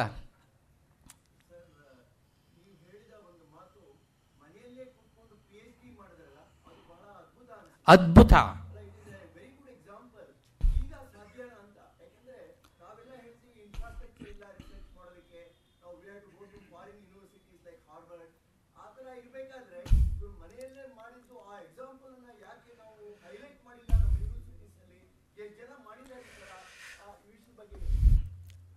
ಸರ್ ನಾನು ಅದರ ಬಗ್ಗೆ ಹೇಳೋದಕ್ಕೆ ಕಷ್ಟ, ಆದರೆ ಒಂದೊಂದು ಸತ್ಯ. ನನ್ನ ನಿಮ್ಮ ಯೋಚನಾ ಲಹರಿ ಒಂದೇ ಇದೆ, ಅಷ್ಟು ಮಾತ್ರ ಹೇಳಬಲ್ಲೆ. ಆ ಯೋಚನಾ ಲಹರಿ BGL ಸ್ವಾಮಿ ಮತ್ತು DBG ಯೋಚನಾ ಲಹರಿ ಇದ್ದ ಹಾಗೇ ಇದೆ, ಅಷ್ಟು ಮಾತ್ರ ಹೇಳಬಲ್ಲೆ. ಆದರೆ ಇವತ್ತಿಗೂ ಕೂಡ BGL ಸ್ವಾಮಿ ಮಟ್ಟಕ್ಕೆ ಅಲ್ಲದೇ ಇದ್ರೂ ಕೂಡ ಎಷ್ಟೋ ಜನ ಭಾರತದಲ್ಲಿ ಎಷ್ಟೋ ವಿಜ್ಞಾನಿಗಳು ಸಿಕ್ಕ ಸರಳ ಪ್ರಯೋಗಶಾಲೆಗಳಲ್ಲಿ ಅದ್ಭುತವಾಗಿ ಯೋಚನೆ ಮಾಡಿ ಸಂಶೋಧನೆ ಮಾಡುವ ಶಕ್ತಿಯನ್ನು ಹೊಂದಿದ್ದಾರೆ, ತೋರಿಸಿದ್ದಾರೆ ಕೂಡ. ಸಂಶೋಧನೆ ಮಾಡೋದಕ್ಕೆ ಹೈಟೆಕ್ ಲ್ಯಾಬ್ಗಳೇ ಬೇಕಾಗಿಲ್ಲ, DNA ಶೇಕ್ ಮಾಡ್ಕೊಂಡಿರೋಂಥ ಲ್ಯಾಬ್ಗಳೇ ಬೇಕಾಗಿಲ್ಲ. ಸರಳವಾದ ಯೋಚನೆಯಿಂದ ಅಥವಾ ಅತಿ ಸಂಕೀರ್ಣವಾದ ಯೋಚನೆಯಿಂದ ಸಿಕ್ಕ ಸರಳ ಪ್ರಯೋಗಶಾಲೆಗಳನ್ನೇ ಉಪಯೋಗಿಸ್ಕೊಂಡು ಅದ್ಭುತವಾದ ಸಂಶೋಧನೆ ಮಾಡ್ಬೋದು ಅಂತ ಬೇಕಾದಷ್ಟು ಜನ ನಮ್ಮಲ್ಲೂ ಕೂಡ ವಿಜ್ಞಾನಿಗಳು ಇವತ್ತು ತೋರಿಸ್ತಾ ಇದ್ದಾರೆ. ಆದರೆ ಅದಕ್ಕಿಂತ ಪ್ರಮುಖ ಅಂದರೆ ಯಾವುದೇ ಪರ್ಮಿಷನ್ ಇಲ್ಲದೆ ಅಪ್ಪನ ಕೈಲಿ ಮೈಕ್ರೋಸ್ಕೋಪ್ ತರಿಸ್ಕೊಂಡು, ಅಪ್ಪನ ಕೈಲಿ ಮೈಕ್ರೋಟೋಮ್ ತರಿಸ್ಕೊಂಡು, ಯಾರೂ ಟ್ರೈನಿಂಗ್ ಕೊಡದೆ ತಾವೇ ಸಂಶೋಧನೆ ಮಾಡಿ ಅದನ್ನು ಪಬ್ಲಿಷ್ ಮಾಡ್ತೀನಿ ಅನ್ನೋ ಕಾನ್ಫಿಡೆನ್ಸ್ ಇತ್ತಲ್ಲ BGL ಸ್ವಾಮಿಗೆ, ಅದು ಗ್ರೇಟ್. ಅದು ಗ್ರೇಟ್. ನಾನು ಇವತ್ತೇನೋ ಸಂಶೋಧನೆ ಮಾಡ್ಬೋದು, ಒಂದು ಸಣ್ಣ ಲ್ಯಾಬ್ ತೆರೆಸ್ಕೊಂಡು ಮಾಡಿಕೊಂಡು ನನ್ನ ಮನೇಲೇ ನಾನು ಸಂಶೋಧನೆ ಮಾಡ್ಬೋದು. ಆದರೆ ನಾನು ಸಂಶೋಧನೆ ಮಾಡಿದ್ರೆ ನನಗೆ DSc ಅಥವಾ PhD ಸಿಗುತ್ತಾ ಅನ್ನೋ ಕಾನ್ಫಿಡೆನ್ಸ್ ನಮಗಿದೆಯಾ? ಆ ದೃಷ್ಟಿನಲ್ಲಿ ಕೋಟಿಗೊಬ್ಬ BGL ಸ್ವಾಮಿ.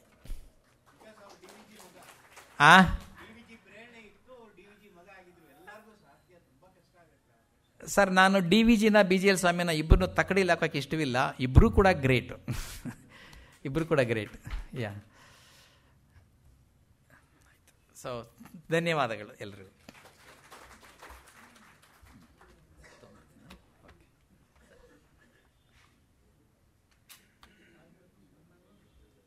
ಸಾಧನೆ ಈ ವಿಷಯವಾಗಿ ನಮ್ಮೊಂದಿಗೆ ವಿಷಯವನ್ನು ಹಂಚಿಕೊಂಡ ಡಾಕ್ಟರ್ KN ಗಣೇಶಯ್ಯ ಅವರಿಗೆ ಸಂಸ್ಥೆಯ ಪರವಾಗಿ, ತಮ್ಮೆಲ್ಲರ ಪರವಾಗಿ ಹೃತ್ಪೂರ್ವಕ ಕೃತಜ್ಞತೆಗಳನ್ನು ಸಲ್ಲಿಸ್ತೇನೆ. ಗಣೇಶಯ್ಯ ಅವರು ಮಾತನಾಡುವಾಗ ಮತ್ತೆ ಮತ್ತೆ ನೆನಪಾಗ್ತಿದ್ದಿದ್ದು ಒಂದು ಸಂಗತಿ. ಅವರು ಒಂದು ಕಡೆ ಅಣಕವಾಡು ಒಂದನ್ನು ಉಲ್ಲೇಖ ಮಾಡಿದರು, ಇನ್ನೊಂದು ಕಡೆ BGL ಸ್ವಾಮಿಯವರು ಬರಿತಾ ಇದ್ದ ಚಿತ್ರಗಳ ಉಲ್ಲೇಖವನ್ನು ಮಾಡಿದರು. ಬಹುಶಃ ಭಾಗ್ಯ ನಮಗಿದೆ ಅಂತ ಅಂದ್ಕೋತೀನಿ. BGL ಸ್ವಾಮಿಯವರು ಅವರ ಸಮಕಾಲೀನ ಸ್ನೇಹಿತರು, ಸಾಹಿತಿಗಳನ್ನು ಒಂದು 8-10 ಜನರ ಬಗ್ಗೆ ಅವರ ಕ್ಯಾರಿಕೇಚರನ್ನು ಬರೆದು ಅದರ ಪಕ್ಕದಲ್ಲಿ ಅಣಕವಾಡುಗಳನ್ನು ಬರೆದಿದ್ದರಂತೆ. ಅದೇನಾದರೂ ಅದು ಆವಾಗಲೇ ಮುದ್ರಣ ಆಗಬಹುದಿತ್ತೇನೋ, ಆದರೆ BGL ಅವರ ಕಂಡೀಷನ್ ಇದ್ದಿದ್ದು ಅದರಲ್ಲಿ ಯಾರ ಬಗ್ಗೆ ನಾನು ಬರೆದಿದ್ದೀನೋ ಅವರುಗಳು ಬದುಕಿರೋವರೆಗೆ, ನಾನು ಬದುಕಿರೋವರೆಗೆ ಇದು ಪ್ರಕಟ ಆಗಬಾರ್ದು ಅಂತ ಹೇಳಿ ಅವರ ಸ್ನೇಹಿತರೊಬ್ಬರ ಹತ್ರ ಅದು ಕೊಟ್ಟಿಟ್ಟಿದ್ದು. ಅದೇನಾದರೂ ಈಗ ಸಿಕ್ಕರೆ, ಅದೇನಾದರೂ ಪ್ರಕಟ ಆಗುವ ಭಾಗ್ಯ ಬಂದರೆ ಅದೊಂದು ಕನ್ನಡಕ್ಕೆ ಅಮೂಲ್ಯ, ಒಂದು ವಿಶಿಷ್ಟ ಕೃತಿ ಆಗತ್ತೆ ಅಂತ ನಾನು ಭಾವಿಸ್ತೀನಿ. ಗಣೇಶಯ್ಯ ಅವರು ಹೇಳಿದ ಹಾಗೆ BGL ಅವರ ಅನೇಕ ಹಾಸ್ಯ ಅದು ನಮಗೆ ಹಾಸ್ಯವಾಗಿ ಕಾಣುತ್ತೆ, ಆದರೆ ಬಹುತೇಕ ಸಂದರ್ಭಗಳಲ್ಲಿ ಅವರು ವ್ಯವಸ್ಥೆಯ ಕುರಿತ ಒಂದು ವಿಷಾದ, ನೋವು ಕೂಡ ಅದರೊಳಗಡೆ ತೋರ್ತಾ ಇತ್ತು. ಎಷ್ಟೋ ಸಲ ಅವರು ಬರೆದ ಚಿತ್ರಗಳನ್ನು ವಿಷಯ ಬಿಟ್ಬಿಟ್ಟು ಬರೇ ಚಿತ್ರವನ್ನೇ ಇಟ್ಕೊಂಡ್ಬಿಟ್ರೆ ಅದು ಸಾರ್ವಕಾಲಿಕ ಸತ್ಯ ಅಂತ ಅನ್ನಿಸ್ಬಿಡುತ್ತೆ. ಉದಾಹರಣೆಗೆ ಅವಾಗೊಬ್ಬರು ನೆನಪು ಮಾಡ್ಕೊಳ್ತಾ ಇದ್ರು, ಅಮೆರಿಕಕ್ಕೆ ಹೋಗುವಾಗಿನ ಹಡಗಿನಲ್ಲಿನ ಚಿತ್ರಣ. ಕೇವಲ ಆ ಚಿತ್ರ ಇಟ್ಕೊಂಡ್ರೆ ಸಾಕು, ಇದ್ದಿದ್ದು, ಅಪೇಕ್ಷೆ ಇದ್ದಿದ್ದು, ಆಗಿದ್ದು. ಇದು ಸಾರ್ವಕಾಲಿಕವಾದ ಒಂದು ಸತ್ಯ ಅಂತ ಅನ್ನಿಸಿಬಿಡುತ್ತೆ. ಆ ರೀತಿಯಲ್ಲಿ BGL ನಮ್ಮೊಂದಿಗೆ ಸಾರ್ವಕಾಲಿಕವಾಗಿ ಇರ್ತಾರೆ. ಪ್ರತಿ ಕ್ಷಣವನ್ನು, ಪ್ರತಿ ಸಂದರ್ಭಗಳನ್ನು ಕೂಡ ಹಾಸ್ಯದ ಮೂಲಕವೇ ಹೇಳ್ತಾ ಅದರ ಹಿನ್ನೆಲೆಯ ಸತ್ಯ, ವಾಸ್ತವವನ್ನು ತೆರೆದಿಡ್ತಾ ಇದ್ದ ಅವರ ಕೃತಿಗಳ ಮೂಲಕವೇ ಅವರು ನಮ್ಮೊಂದಿಗೆ ಇನ್ನೂ 100,000 ವರ್ಷಗಳ ಕಾಲ ಇರ್ತಾರೆ ಅನ್ನೋ ಒಂದು ಆಶಾಭಾವನೆಯೊಂದಿಗೆ ಇವತ್ತಿನ ಈ ಜನ್ಮ ಶತೋತ್ಸವ ವಿಶೇಷ ಉಪನ್ಯಾಸವನ್ನು ನಡೆಸಿಕೊಟ್ಟ KN ಗಣೇಶಯ್ಯ ಅವರಿಗೆ ತಮ್ಮೆಲ್ಲರ ಪರವಾಗಿ ಹೃತ್ಪೂರ್ವಕ ಕೃತಜ್ಞತೆಗಳನ್ನು ಸಲ್ಲಿಸ್ತೇನೆ.